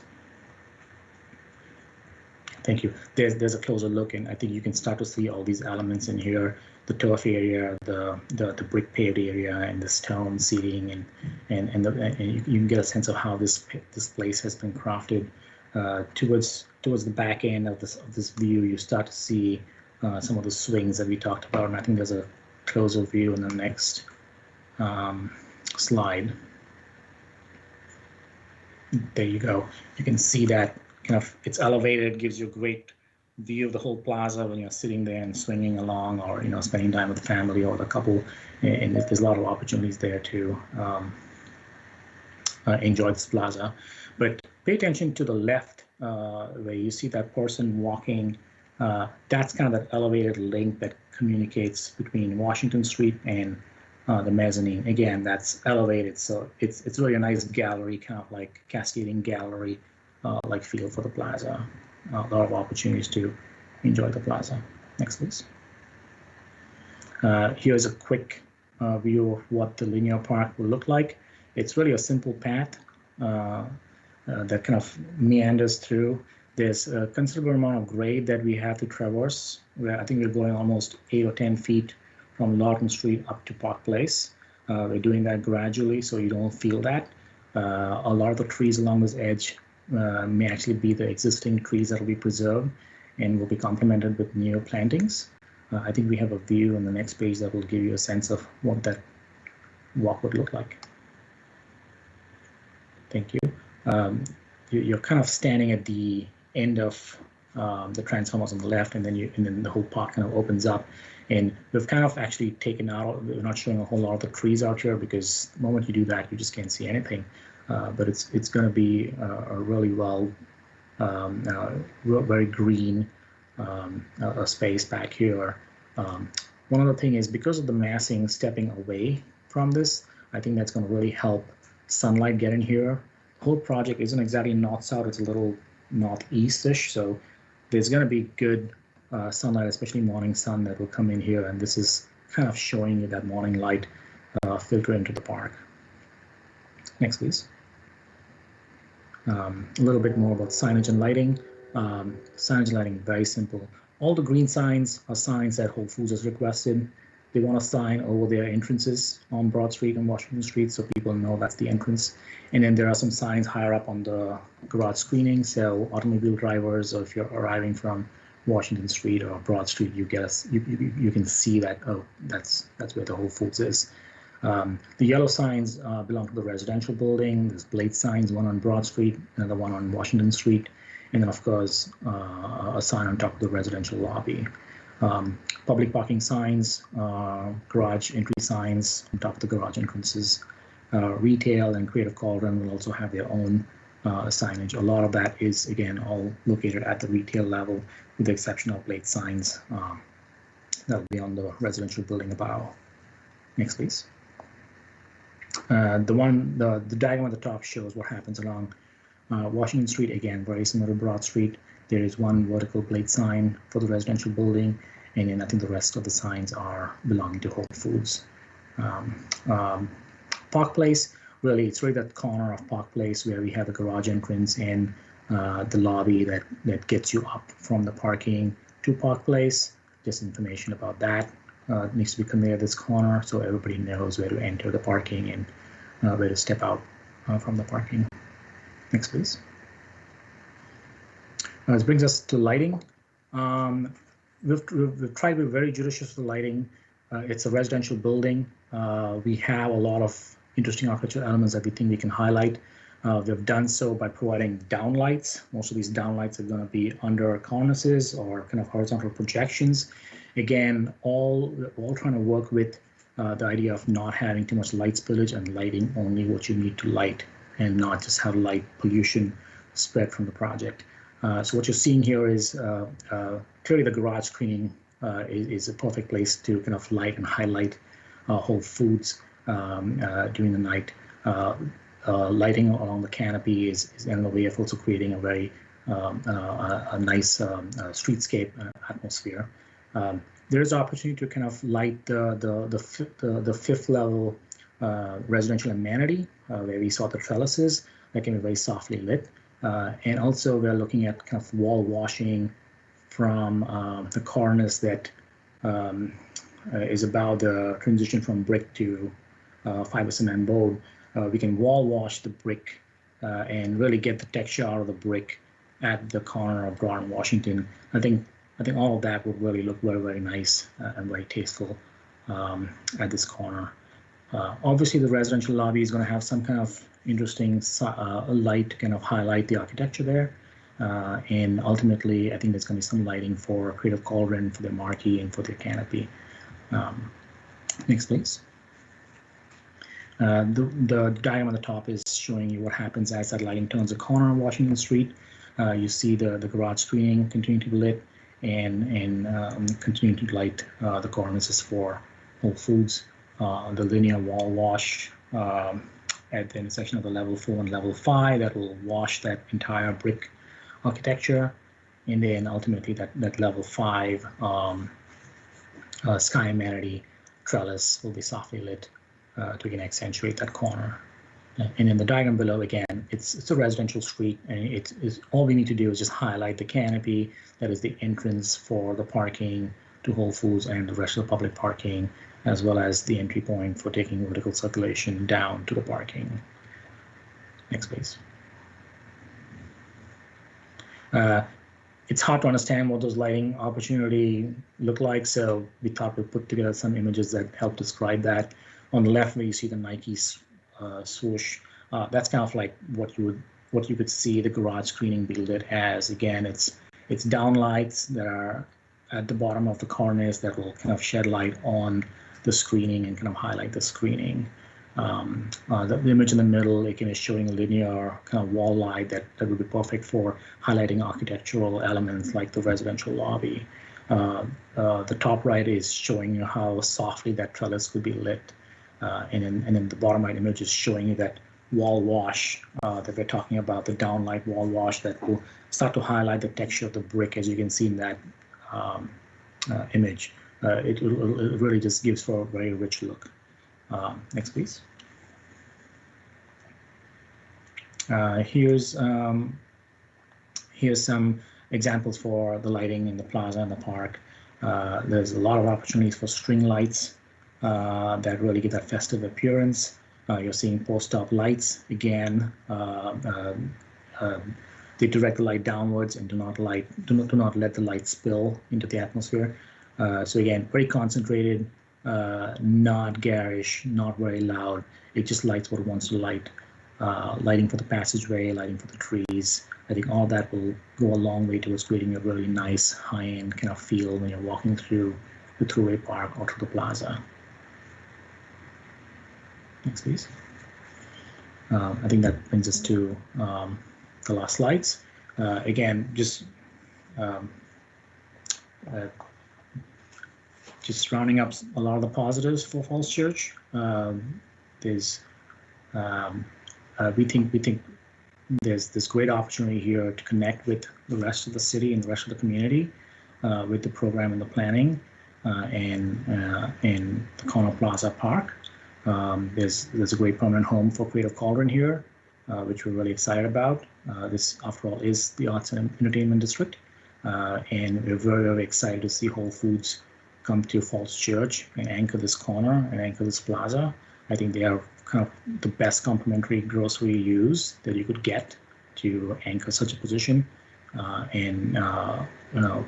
think that the design and the architecture and the planning will work really well at this location to support those goals. I believe the fiscal impact, you guys know better than I do about numbers. I think they look great. That's what they tell me. And the higher the better. That's all I know. But we think this project also we've really thread the needle here and provide the right balance between street activation, parking, and residential use and amenities to provide a really, really great anchor at the intersection of Broad and Washington. I'll shut up now. All right. Thank you very much, Neville. That was very informative. I'm guessing there are questions and comments. So as I mentioned before, if you're poking around in your Microsoft Teams thing, you should be able to see a little hand. If you click on it, I just clicked on mine and then my hand gets raised. So far, I'm not seeing anyone raise their hand. Come on. All right, Jim, you're up first. No comments yet, just a point of order. So we are looking at this now as the AAB from to go over, to look at it for special exception and the land use. Correct, Jeff? Or whoever can answer that. Okay. This is Akita. I can answer that. Hi, Akita. Hi, Jim. Yes, that is correct. So this is a conceptual level development with the SC application and the comp plan amendment application. So yes, what we're asking for referral from the City Council is your recommendation to City Council And that can be a motion after this with a set of recommendations and comments to City Council. And you will get another chance to look at this in more detail at site plan as well. So you'll have another opportunity to look at architecture at site plan. Okay, thanks.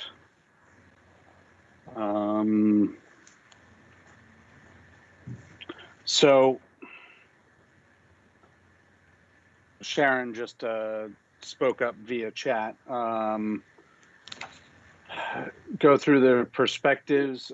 So I'm just trying to figure out exactly what we're supposed to be talking about. Yes, since we're going to be looking at it again, do we want to get into details on materials and lighting and things like that, and all that stuff that we just went over?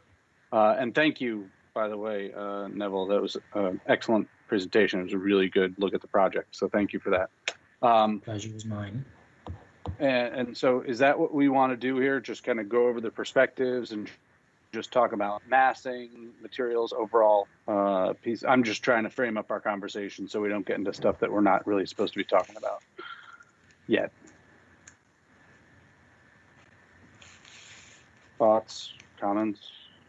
Or should we just start letting you know the AAB's thoughts on the whole thing and we'll start walking through it?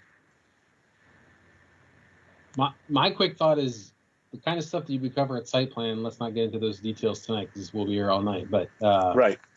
But significant like changes that you might want to see before, like for example, we vote on this I think in 2 weeks, and before City Council gives us that would be a good thing to cover now. Okay. Although I'm all sure right. if you said like, hey, we want it to be totally different, you know, it might be a little bit too late for that. But.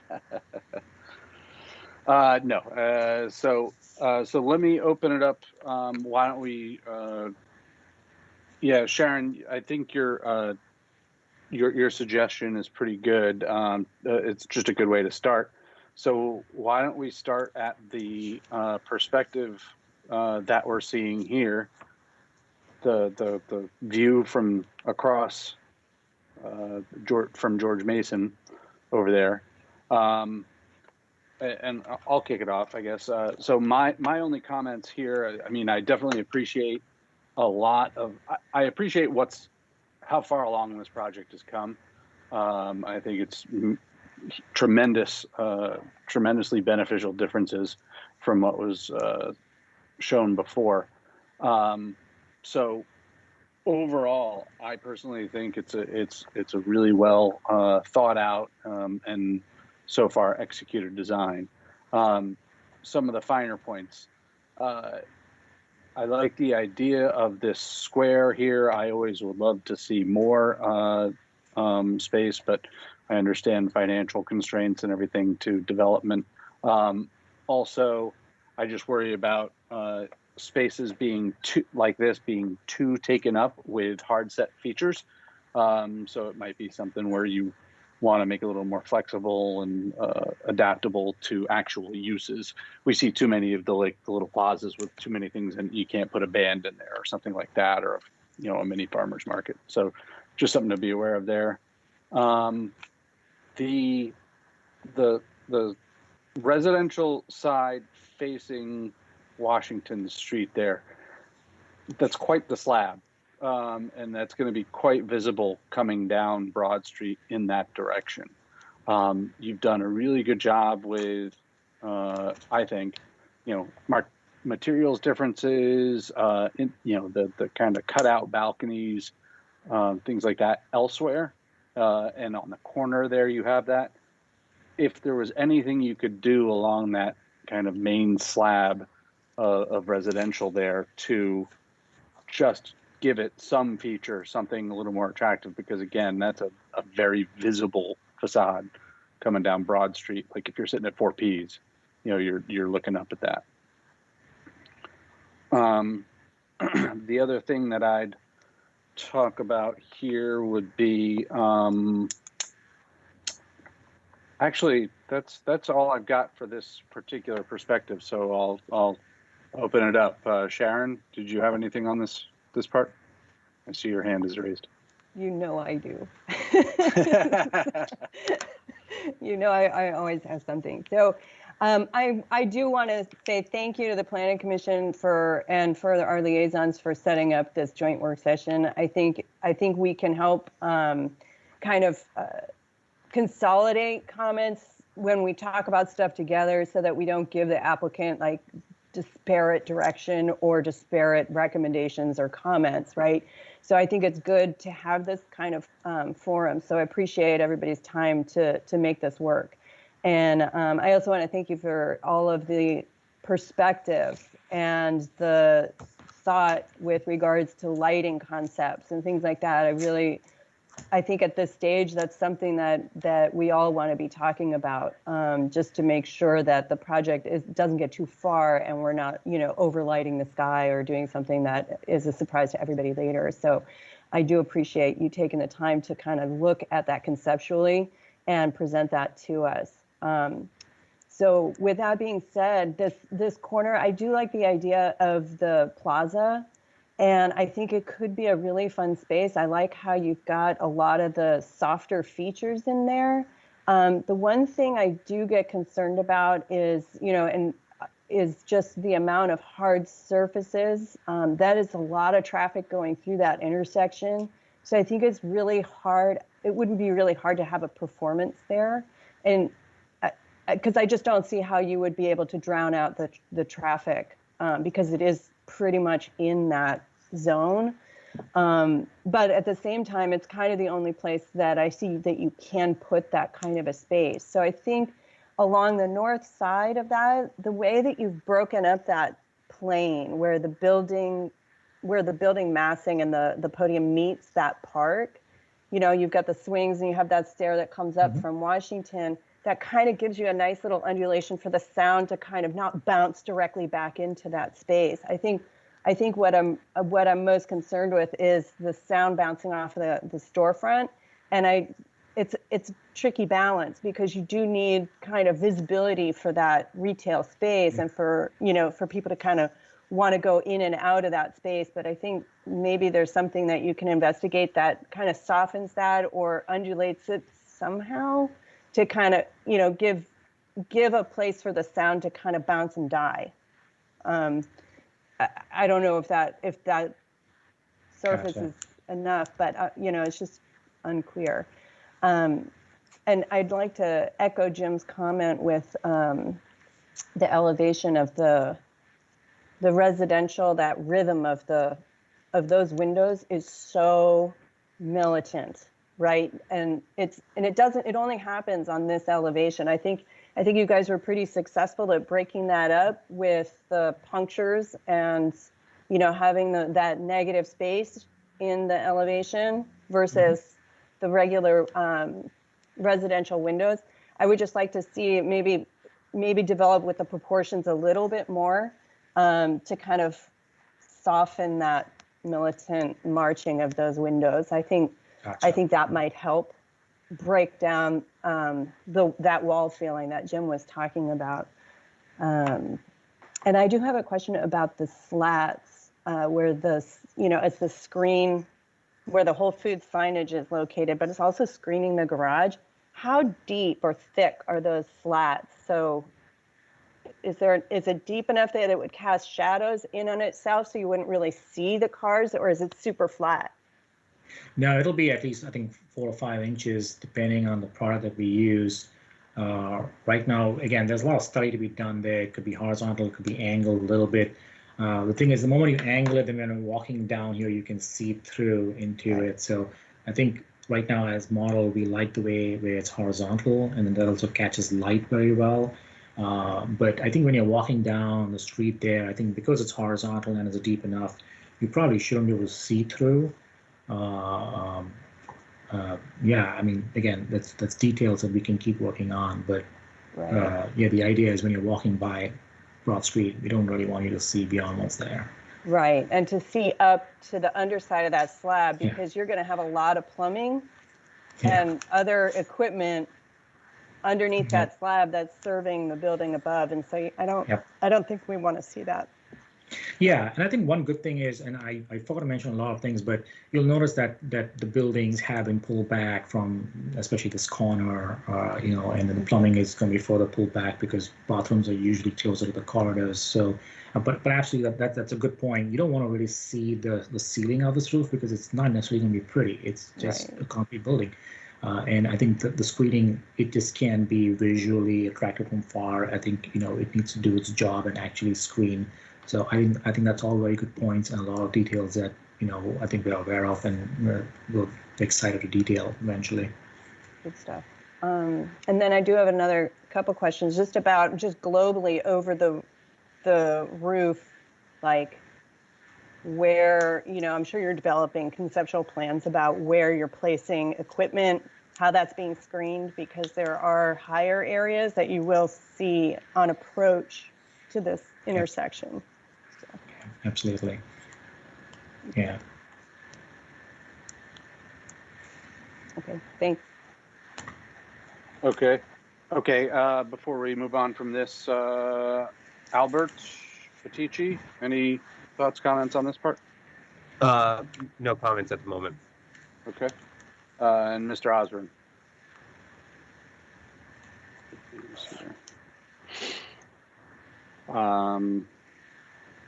Not hearing. Go ahead, Mr. Osborne. Can you hear me now? Yep. Okay.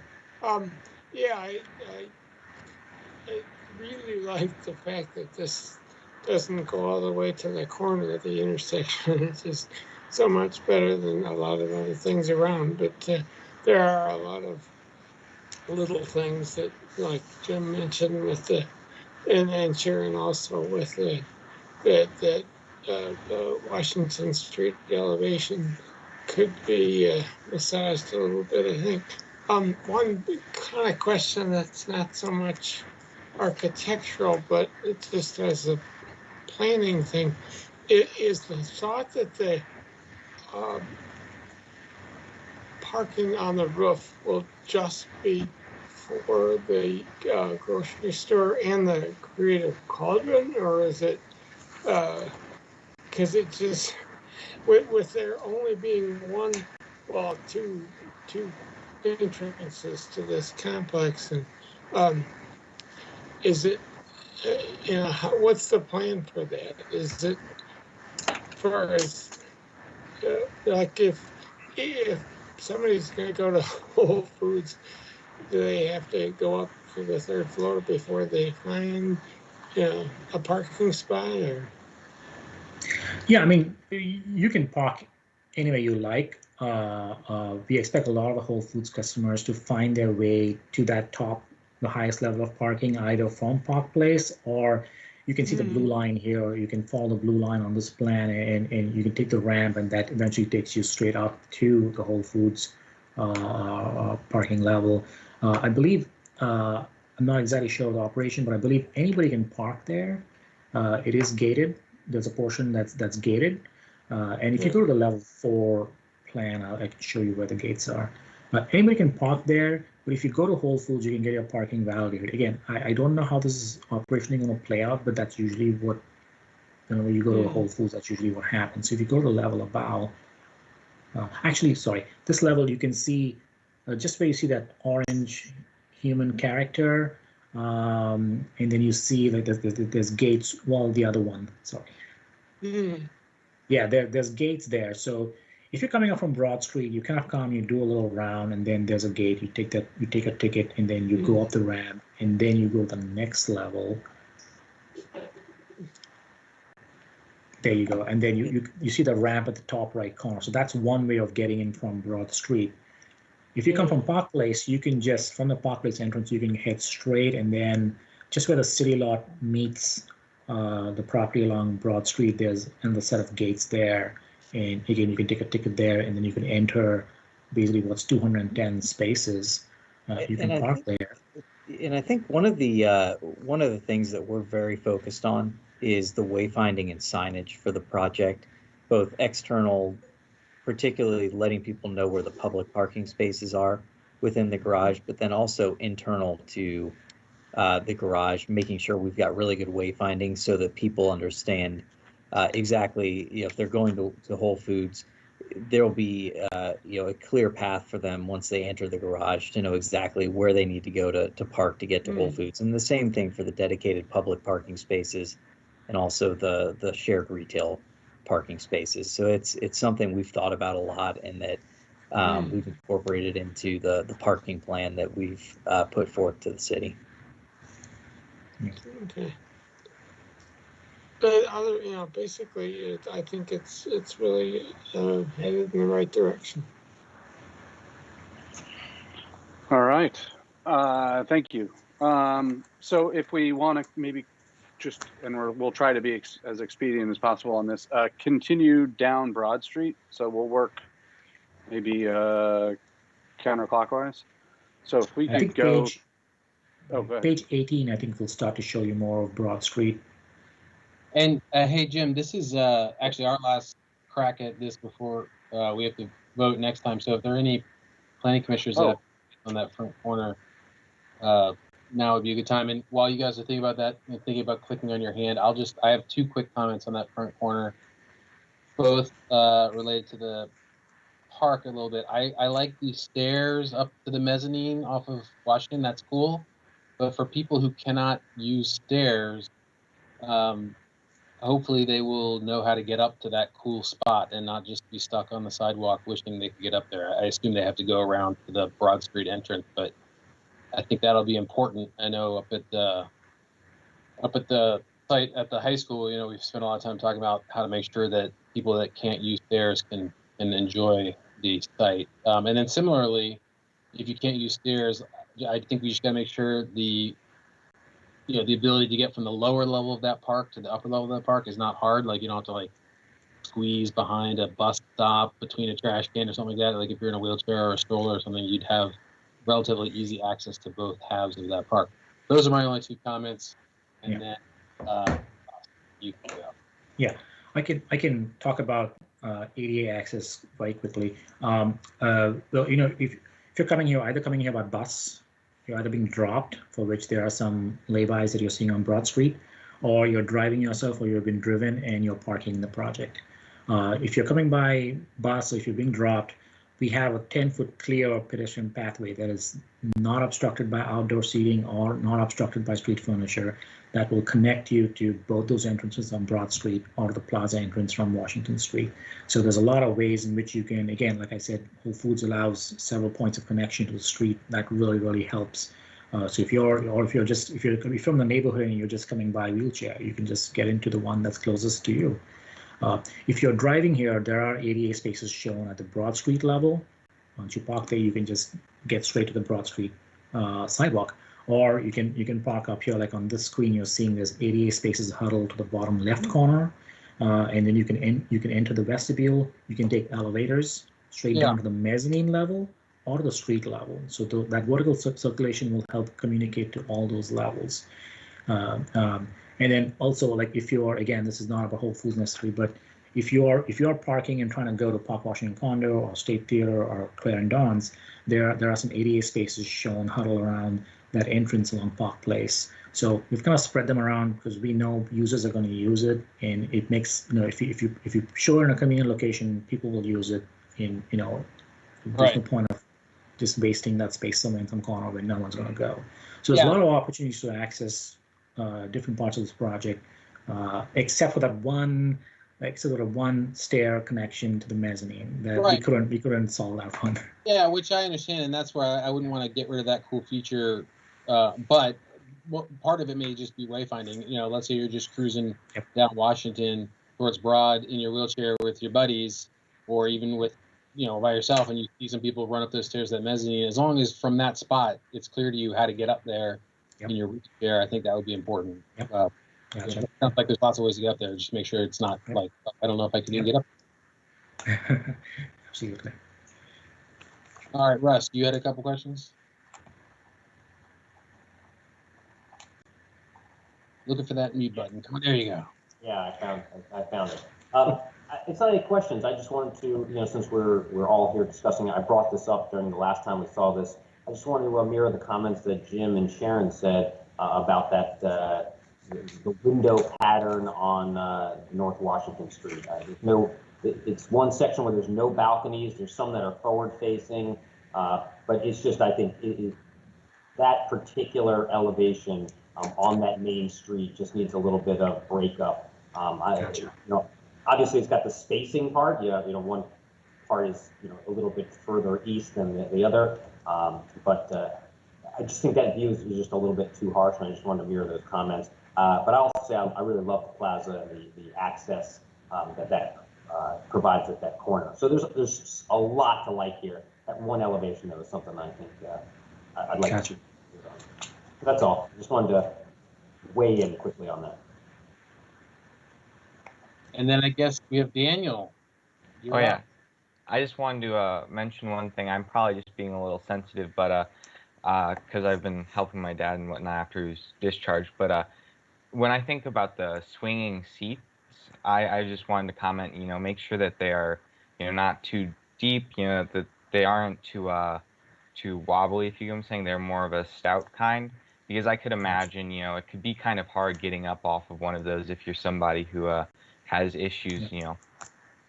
And I just, you know, because I imagine, like, you know, you could have like a grandparent or someone there watching over the kids as the parents shop or something, right? And you just want to make sure that they have an easy time getting up off of those seats. Gotcha. Yeah, I think that's a detail that's very important. Again, goes to usability. We want a wide range of people to use it, and I think getting that right is important. I appreciate that comment. All right, I'm not seeing any of their comments on that front corner. So, Jim, which way did you say we should go? Down Broad? I don't know. Up to you. Up to you. I'm sorry. I kind of jumped in. This is your show, man. I appreciate the help. Yeah, wherever you want. You know, next elevation. I don't know, either down Broad, yeah, or up Washington. Either way. Yeah, let's go down Broad, because I think closer to Lawton Street, the more comments we're gonna have. I think the next page shows the day. There you go. There you go. That's a good one. Any questions, comments, thoughts on this one? Sharon, you did it first. You get to go. Thank you. So I do want to say I'm excited about the use of materials and the difference in the textures. I think it could be really successful, especially in some of the elevations. You know how sometimes it's like a victory in just the drawing, and then you actually see it in reality and it's all flat. I think the texturality of the materials is really going to help you here. You did mention the mansard, the double height mansard contemporary look, and that gray band along the top of the building, I almost want to see it just kick back just a smidge, so that it isn't like, it seems like the proportions are it's almost too tall. And I think if it just kind of kicked back just, you know, like slightly, the way that a mansard does, I think that might help bring that cornice kind of back. It almost seems like it wants to jump off the building at you because it's a little bit too tall. But that might help. It might be worth investigating to see what that does. And especially at the corner that you can see from, I'm pointing at my screen, you guys can't tell, but it's really hard.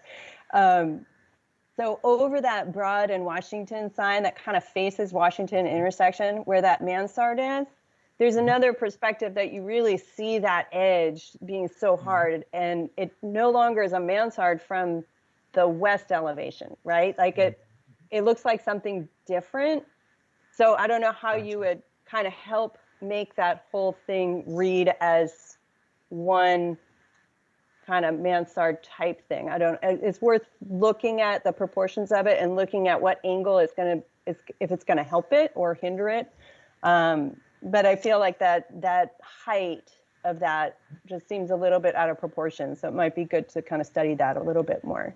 Gotcha. And then I had the same comment about the wood slats looking through. I would you know, when you took a section, I think, through that retail where the parking level is at the mezzanine and the wood slats are there, and you were asking, do you want wood slats? Do you want it open? Again, I would say I would rather see a screen there just so that you don't see any of that under slab stuff.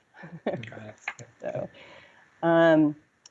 another question I had was at the entrances of Whole Foods on this elevation and also at Creative Cauldron a little bit further down, how wide is the sidewalk there? Because it looks like you've placed the parking slip right at that very location, but that's kind of a location where people will pool and spill out, you know, as they're meeting people, especially at Creative Cauldron, but also here at this, I know you have a vestibule inside, but people tend to like stop and congregate by the entrance. So I was curious how wide that is and if maybe there was flexibility in sliding that slip a little bit to give that a little bit more breathing room for people to gather.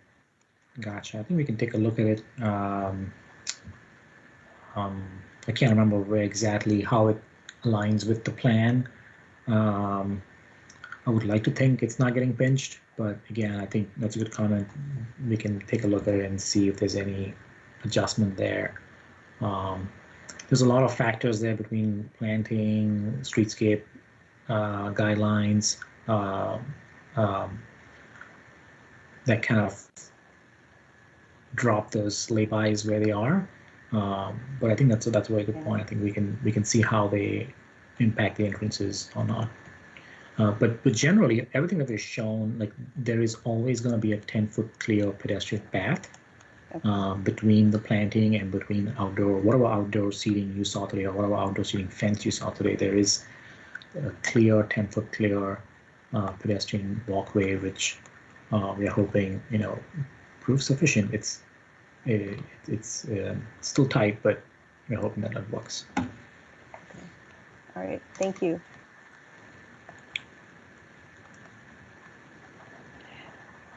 Andy? Yeah, you got it. So I definitely appreciate what you've thought about as far as the, you know, activating the street level here, being able to look inside and see people moving around and things like that. Two things to think about there. You know, what Whole Foods is programming kind of close to the glass, away from, you know, in that corner there, so to the Washington Street side of where we're looking right now, because what we've seen before is, you know, somebody comes along and you know, they have shelving up or something like that, and it just kind of negates the whole purpose of putting the glass there. So as long as they're understanding of that, I think that'll work out really well. The other one that that I can't see in any of these renderings, again, just off screen here from the escalator towards the Washington Street side, in plan, there are 3 elevators. Mm-hmm. Has there been thought as to what those, you know, how those elevators are going to look from the outside? You know, because a lot of the time those are in a, you know, a concrete tower or something like that. I just wanted to see if you had put thought into that. Yeah. Actually, if you go to the slide before this, you'll start to see that. You can kind of see it. You see the traffic light. Yeah. Yeah, it's right behind there. There's a little gray box that kind of pokes up into the courtyard above there. So again, the screening kind of goes around it. You know, we're thinking that we'll do some kind of interesting material that's, you know, a little darker, but it does slip through. I think it's a good point. What happens where it meets the glass below there? I think that glass may actually go to maybe metal panel. Whatever it is, it's going to be nice because that's where customers and people are walking by. But you're right, that's opaque. It's an elevator. You're not going to have a view there. You're going to walk past that, and then you'll have views of the store. So with that portion there, you're right. Elevator shafts are made of concrete, and it's not going to be glossy there, but part of it will get obscured with the screening. And I think you're seeing that in this image here. The screening does go all the way down to the canopy level, and then we just have to treat the level that's by the sidewalk. And I think it's going to be either some kind of spandrel glass or it's going to be metal.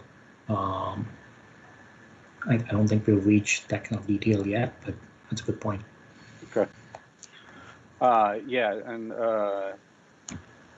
I mean, it's only a 2-3 story elevator, right? Yeah, yeah, it ends and you're just seeing the elevator over and poke up Right. into the courtyard area. So it might be another opportunity to kind of activate the space with the glass, the whole glass elevator thing, and Yeah. see people actually going up and down. So just something to think about. That's what I got for that. All right. Anybody else with comments on this side of things? I don't really have any comments. All right. Can we get down? I guess now we're down towards the Lawton Street, maybe looking at the Creative Cauldron space. I don't know what date that is on your presentation. Yeah, there you go. Yeah. Anybody have thoughts here? I know the Creative Cauldron entrance moved away from Lawton Street a little bit.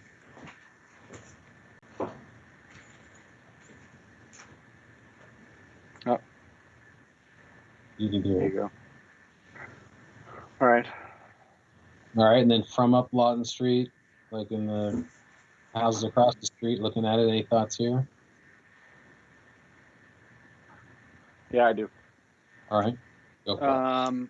Okay, so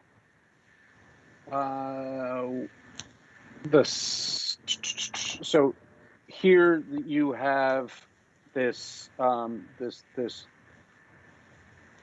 level at this elevation that I think you said is going to be spandrel because the garage is right there. Is that correct? Right. No? Yes. Okay. And I appreciate that until you get up to, basically where this perspective is taken from, you're actually really not going to see much of that from street level, right? Because it's set back a fair portion, especially at the corner. However, just the whole spandrel thing just is something that historically we see in the city is not the best way to treat something like that. So I think that might be something. This might be an opportunity to consider something else along that, just that one facade at the parking level. I'm not sure what that would be. But the other thing that you could consider doing here is, so this is where we transition to the residential. We transition to the kind of the standard, the architecture of Falls Church. You got the I don't know if there's, I think there's like a brick colonial across the street there, isn't there? Or but it's an office house. Yeah, 201. I think you're talking about 201 East Broad Street. Yeah. So you've got that, and then right behind that you've got homes. So I definitely think, and hopefully the Lawton Street residents look at this and appreciate that this whole stepping of the architecture, and so that it's not this imposing structure right up against their houses or their street. But what you might be able to do is work with the materials a little bit, and even some of the cornice, some of the horizontal lines between the levels, to kind of talk to what would be going on with a house or a residence across the street. If it's just a little almost a roof line or something to break it up a little bit, break up the vertical a little bit, to give it almost like a, I don't know, maybe you put on just a very shallow porch or something, porch roof, something like that, just to talk to that component a little bit more. But overall, I think this is, well done with the wall and the linear park back behind it and everything like that. I think it's going to be very well screened from everything, especially once trees get mature in there. But just something to think about with respect to the architecture there. Yeah, one thing that we didn't do in this view is the trees that we're showing, at least the trees closest to the curb, actually, we're going to retain, I think, all of the existing trees, which is way denser than you're seeing in this rendering. These are just stem trees that we put in the rendering. So really, a lot of this, I really don't know how much of this you'll actually see when you're from the vantage point you're seeing in these views. There is this dense cover of trees, which again is great. It's just going to soften up this whole end and help us transition into that residential kind of. Lawton Street has a great character. Right? It's nice to walk there every time I go to site. I think this view is kind of misleading in that way, but we had to show the architecture, so we had to thin the trees out there. But I think the trees are going to go a long way towards just providing that kind of green screening. Yeah, I definitely agree with that, and you could even think of it from the more of the corner of Lawton and Broad, right?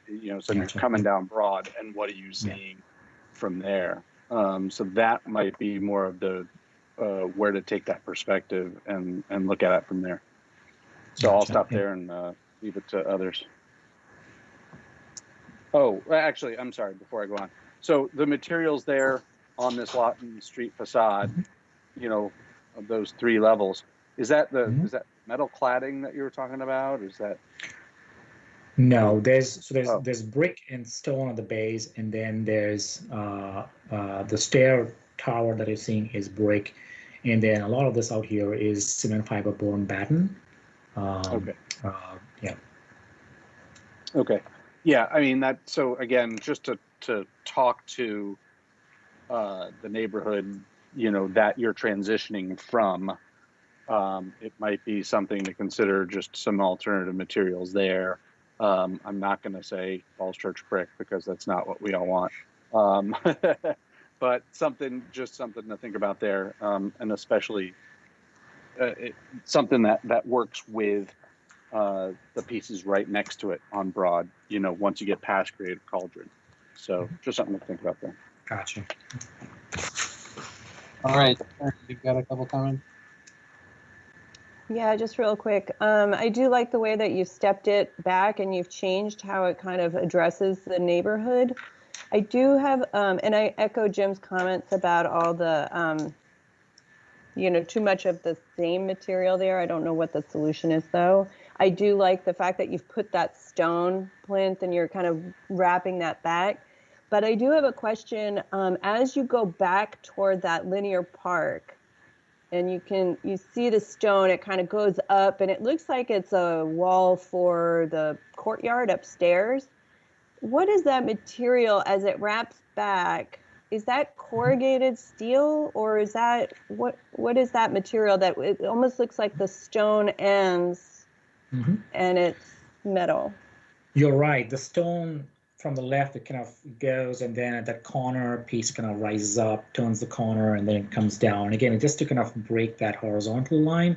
What you're seeing out there, that little gray thing, that's again going to be fiber cement board, but again, it's in a vertical siding, almost like if you look at traditional barns that have kind of a masonry foundation, and then they have vertical siding on top of it, and it's kind of, they're taking inspiration from that to again just break the surface and introduce new materials.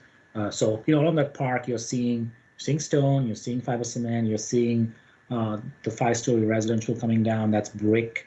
So there's a variety of materials as you go by your way, but one of the things that kind of threads the whole thing together is that stone that rises and falls. Again, just to break that horizontal line. But there's no metal here. I don't see the point in putting metal here. The idea is again to represent the traditional form of construction, siding, masonry bases, things like that, and I think that's perfect for a residential neighborhood. Okay, thank you.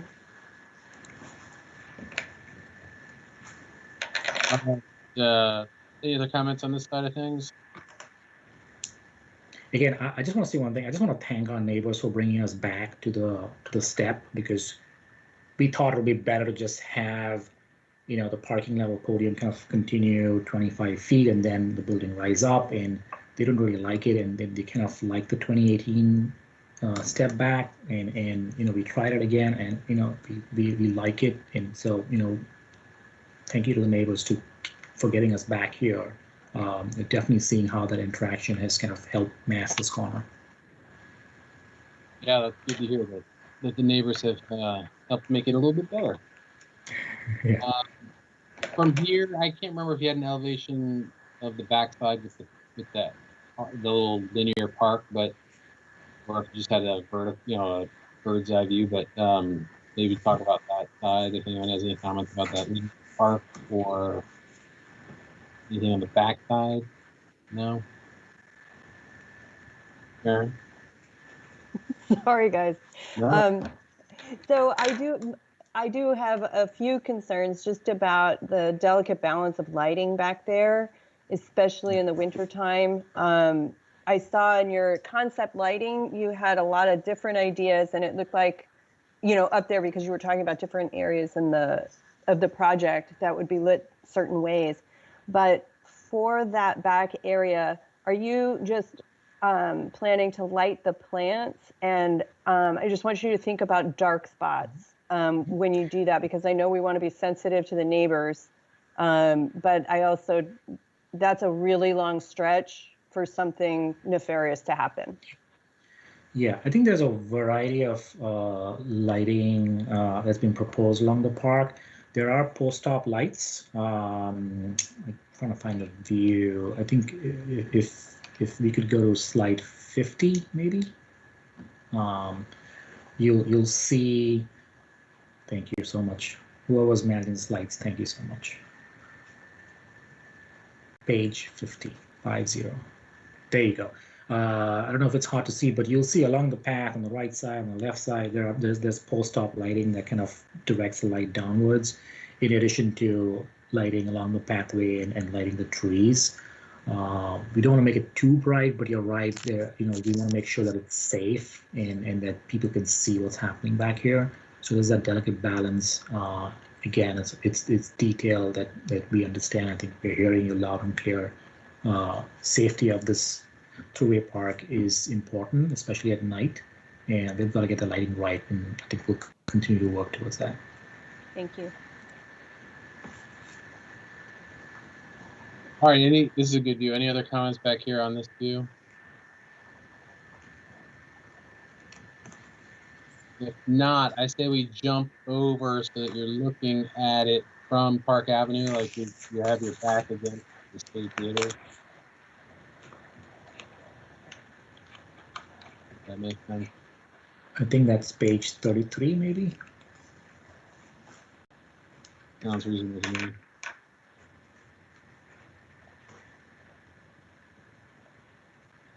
There you go. Yeah, there you go. Like if you go to the next one, maybe, yeah, next one's a little closer. Yeah.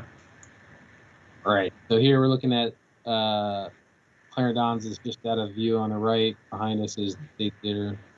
Anybody have thoughts?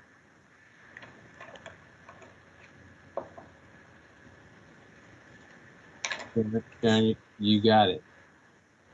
Thanks, Andy.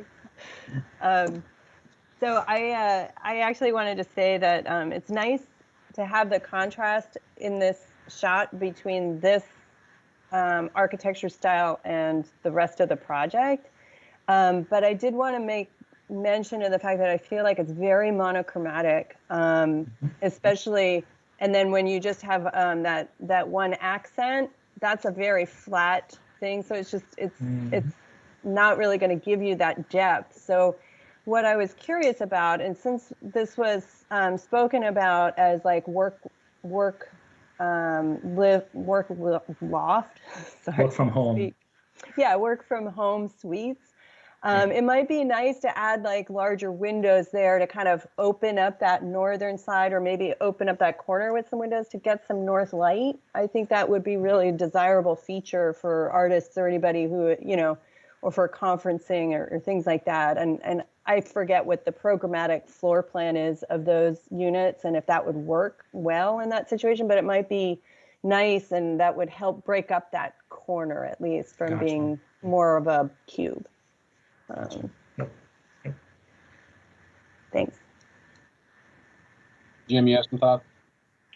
Yeah, just I know that you know there's a thought that Clarendon's and Thompson might eventually get developed into something bigger than they are now, but they've got a nice space out there and a lot of outside seating and everything.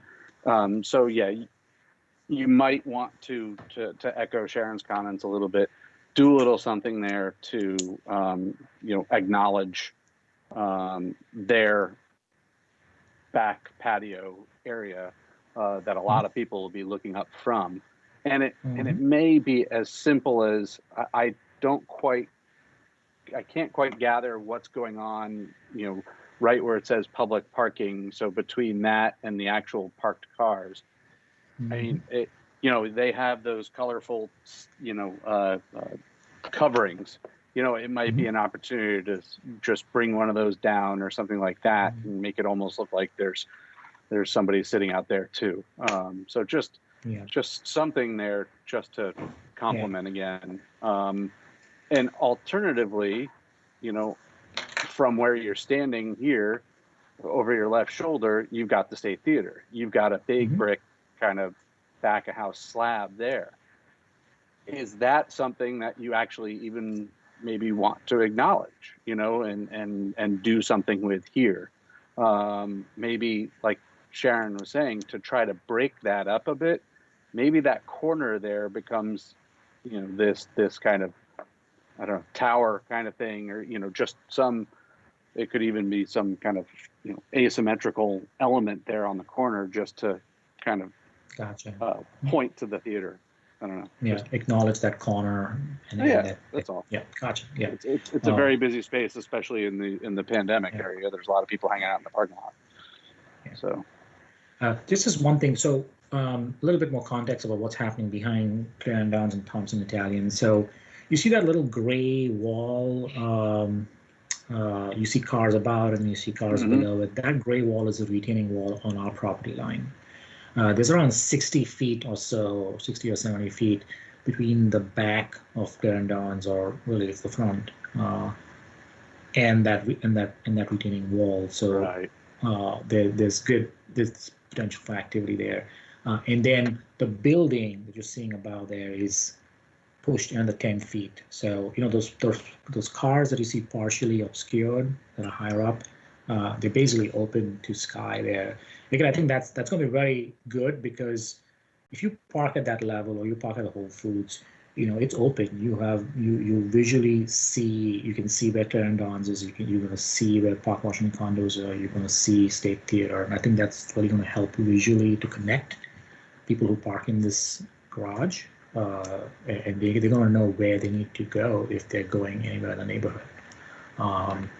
But I think these are great points about acknowledging and helping that context inform the architecture. These are great points. And even up just at that cornice line up there, there's something that you might be able to do there too. So, and I think Sharon had a good question. If we could, there was one perspective from the actual intersection. So backing up a little bit to Washington Street, is that on one of your slides? It's on slide number 23. Yeah, I was gonna say we go to next to catch the edge of the. Yeah. Oh, okay. Right. There you go. Yeah.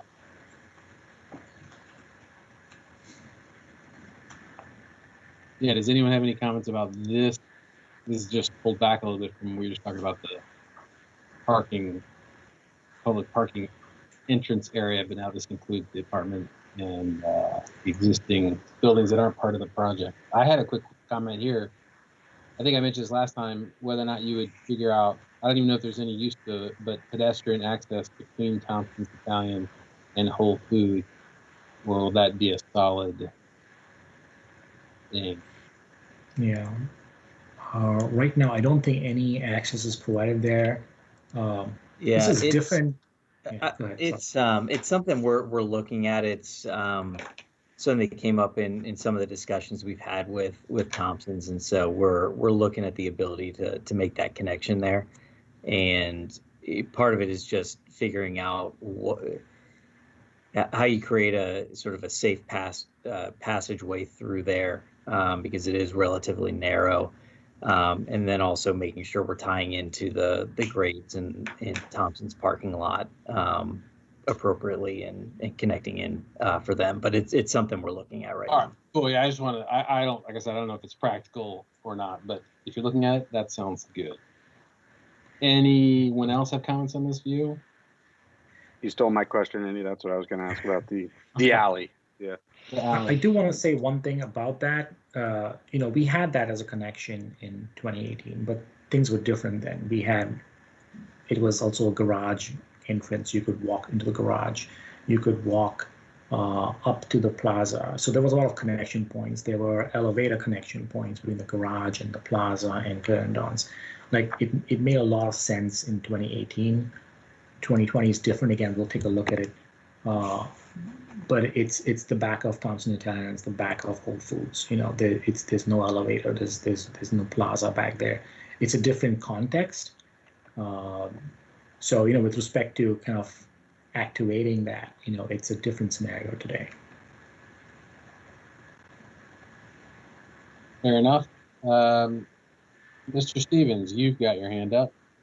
Yeah, just a comment. This nicely shows the removal of the utility poles there on the north side of Park Place, or I'm sorry, south side of Park Place. So I just wanted to verify that that is indeed part of the plan. I can't remember if it's being removed all the way from the intersection. Scott, do you know? Yeah, it's actually only from we're sort of taking there's a pole towards the end of Clarendon's property, and that's where it'll go underground.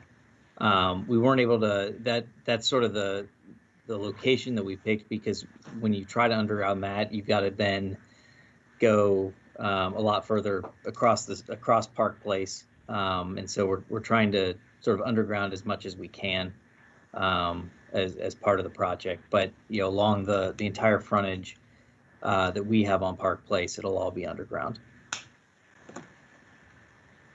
So to be clear, your picture doesn't show a pole that will exist. It still is there, which is fine. Just want to make sure. Yep.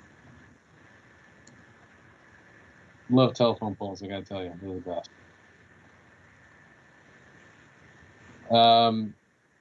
Sharon, was that maybe your question? Let's see, put your hand down. Yeah, that was one of my questions, is surprisingly about that pole. The other thing I just wanted to say was that previous perspective, I think the residential units and the rhythm of the windows to the punch outs of those porches or those decks, I think that works just proportionally. So when you come back around on Washington, like I felt like this was a little bit more successful because you do have a little bit more play of light and shadow. Gotcha. Yep. Yeah. So I mean, we're basically back to where we started. If we go to the right here, we're kind of back to that original view. Yes. And that's where the main comment was. You can see it here, but that slabby looking section, and then the one mostly parallel to it. That seems to be maybe the hardest thing to figure out of all the comments tonight. But I'm not an architect, so I could be wrong. All right. Well, it's getting a little bit late. Anyone have any more comments, big or small? We didn't really go inside. I had a comment about making sure the grocery pickup area is better executed than at Harris Teeter. But something tells me in the current environment, we're going to be thinking about that a lot more prospectively. Yeah. Russ, you got something to say? Yeah, I just wanted to get clarification. I can't get a sense from this these renderings. Does each apartment have a balcony? It's the way it's spread out, or is just some have balconies and some don't? It depends on the demising. Yeah, actually, I don't know the answer to the question, but not every unit will have a balcony. Studios are always small. If you start to carve out balconies from there, they become unlivable. So I think most of the balconies will be for 1 bedrooms or 2 bedrooms. I think you can assume the corner ones are 2 bedrooms, while the ones that you're seeing the rest of the way are kind of 1 bedrooms. So it depends. Depends on the demising. It depends on the location. We do want to maximize as many balconies as we can, because I think that is a commodity that people ask for. Again, we're just working with the demising and leveraging every place where we can place a balcony. Yeah, I mean, I live in an apartment right now. I would not rent an apartment without a balcony. That's my own There you go. Yeah. view of it. And I was just thinking about that also from this work from home. I just can't tell from this rendering. It looks like very few of these have balconies. And if you're going to be spending time in the house where you're working and living, it seems to me that you'd want access to some fresh air. So it's just hard for me to tell. Maybe it's all going to work itself out based on the spacing. I wish we had included a plan of the work from home. So there are balconies along Park Place, and then there's also going to be a connection, because the work from home units are the same level as the courtyard amenity, and it's possible to kind of create a portion there where if you have a number of people coming for a little meeting, and you don't want to sit in the conference room or the weather is nice, you could also kind of maybe split into that courtyard. And ideally that will be disconnected from the residential portion. But there is a portion along that courtyard that could be used as kind of an outdoor amenity for meetings or, just for working if you get cabin fever. I think that's a good point to consider. Outer space and working from outer space. And it just, again, I've made this is repetitive here, but you see here on this rendering, on the corner here, facing Thompson's, there's a bunch of balconies here, but if you look at the whole Washington Street, it doesn't appear that there's any balconies. I think on one of the front sides that there's some balconies there. That's what I'm talking about. I just don't know. It looks like you have 10 windows in a row here, but there's 2 balconies.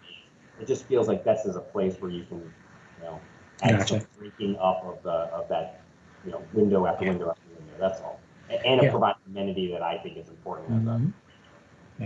We'll take a look at the demising again. I think the reason the corner has more 2 bedrooms, so they're bigger units. They spread along the facade a lot more. That may be one of the reasons why fewer balconies are appearing on that facade. But again, I think it's a good point. We'll take a look at it again. That's all. Thanks, Russ. Jim, you have some thoughts? Sorry, unmuting. Yeah, just one more real quick. Up at the top of that residential component, you have on the other side facing Broad, you have that kind of pergola thing, over that one space there. You might want to you might consider something similar, smaller scale along here. I don't want to mess with the rhythm necessarily that you've established, but up at the top there or somewhere along there to break that up a little bit, just to and it's a complementary element. Again, this perspective right here, it's going to get a lot of views. People walking into the state, coming out of Park Ave, that kind of thing. Assuming again that Clarendon's is not developed anytime soon. So we just want to be sure that is a decent view for people coming over the hill there. That's it. Point. All right, Sharon, you've got some parting thoughts. Just real quick, and it's it's unrelated, but it's about the roof. And so is there, are you guys doing a green roof? And how deep is that roof going to be? And is it going to be deep enough to put plantings up there that you can see from the street, or, to kind of help soften that? Or is it just going to be like, or am I remembering a different project altogether where there's a green roof? The residential is all wood construction. It is hard to put green roofs on top there. All the green roofs, all the green areas are going to be about concrete, which is basically those 3 courtyards. So the courtyard levels do have the opportunity for extensive as well as intensive green roofs, but not about level 5. That's all wood construction, and I think we are reserving space for solar panels, and there's going to be other equipment up there, mechanical equipment for both Whole Foods as well as the residents. So a lot of the green roofs, I think, are going to be down where people are going to be using it a lot in the courtyard spaces, where we can accommodate them on top of concrete construction. And then what about the roof of Park Place Studios, since you're going to have a fantastic view of it from the rest of the project? Yeah, I think if you can see a little bit, there's the fourth level, really, there is kind of a pseudo fourth level that is pushed back, and you're hoping that that cascading feature kind of helps cover up a lot of the roof on top of Park Place. But that's a very good point. Anytime you have roofs that are stepping down, not just out here, but also Lawton Street, how we treat that's going to be important. And it might just be that all the mechanical units for those apartments are kind of crowded or hunched together in strategic locations where they're not seen, and so that the rest of the roof at least is clear. I think that's a very good point, because our residents are going to see that. So I think it's definitely important. Right, and the residents from Lawton don't want to see those units right up against, since all of your renderings don't show them. Yeah. You won't see it there. All those units, all those condensing units will be further in, and that courtyard out there facing Lawton Street will not really have a whole lot of equipment.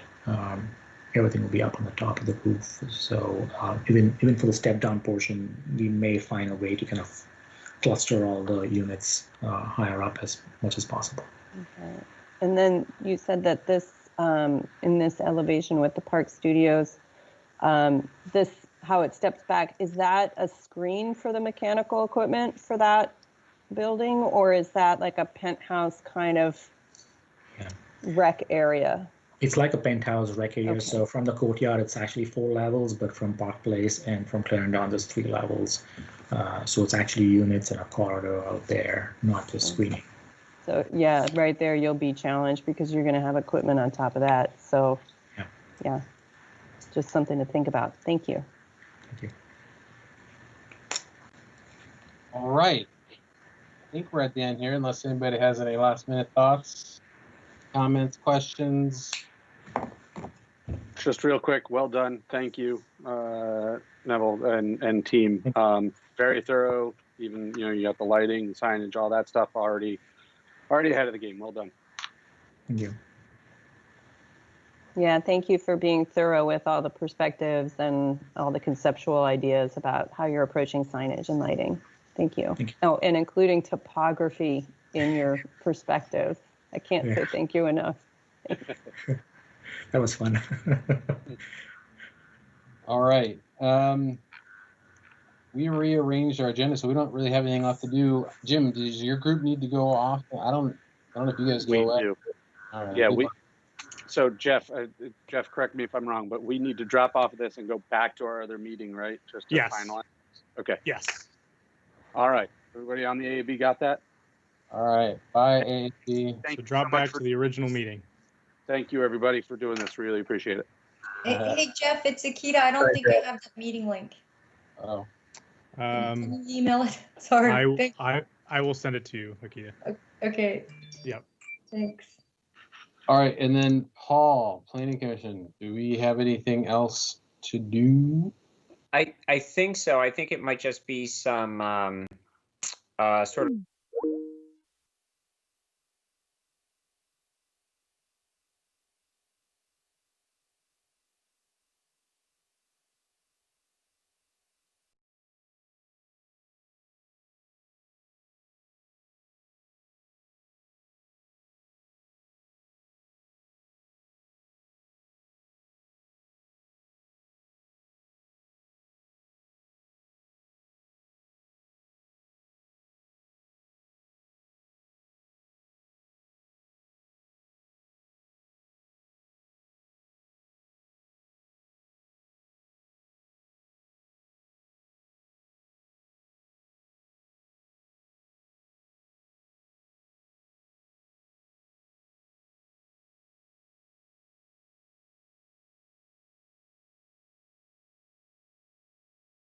It's individual council or commission members sending things to staff compiling them, and then putting them back in front of the entire group for discussion.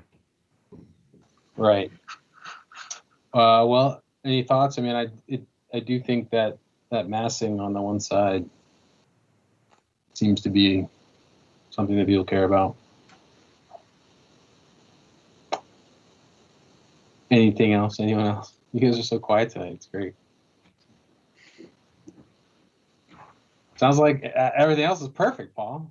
Let's just vote now. That will be an easy motion to write up. Yeah. I mean, I suspect we'll have lots of random little things at site plan, but yeah, and I think that's something we can call out. And and some of this might also be sort of clarifying for the benefit of the applicant that the city does have two processes: special exception where where there is the conceptual development plan, and then it is site plan where the details are. Right. I think the intention of the code is that site plan is where these details get worked out. Right. And just sort of advocating here just for the process, right? Because those details can be expensive to work out. I think it makes sense to reserve them to the site plan discussion when you've already got an understanding of the programming of the project. Right. Like stuff like grocery pickup. I'm gonna want to see the details of that at site plan, but at this, it's fine. Right. They're not going to have a marking plan for the garage level at this point, right? Yeah. All right. I think we don't have anything else on that then. No, otherwise that was it. And then we usually look at our schedule, but November 18th, this thing comes back for a vote. And a work session on the West Falls Church parking variance. That's what I see.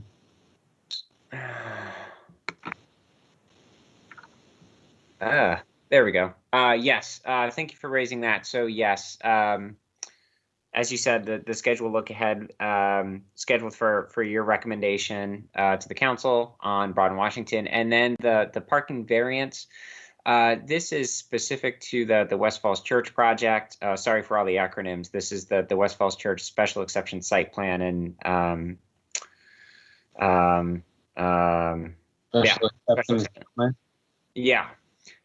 special exception entitlement. And the parking variance is in regards to some of the dimensions of the parking space as well as the placement of the columns. Members of the Planning Commission may remember that the city recently, within the last 5 years, adjusted language in the parking ordinance in regards to the required dimensions for parking spaces, as well as how close columns could be placed. One, that columns had to be outside the space width, and then two, that they had to be 3 feet back from the end of the stall.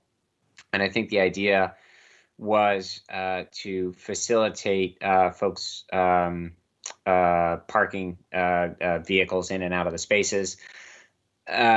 What the applicant has identified is that when they go with an all concrete building, they're actually having some challenges making the support columns for the building above fit within those expected parking dimensions in the garage below. I think it's not as big of an issue for them when they have stick-built over concrete podium, but it seems to be a bigger issue for an all-concrete building. And so they're seeking a variance on some of those, the sizing of the spaces as well as the placements of some of the columns.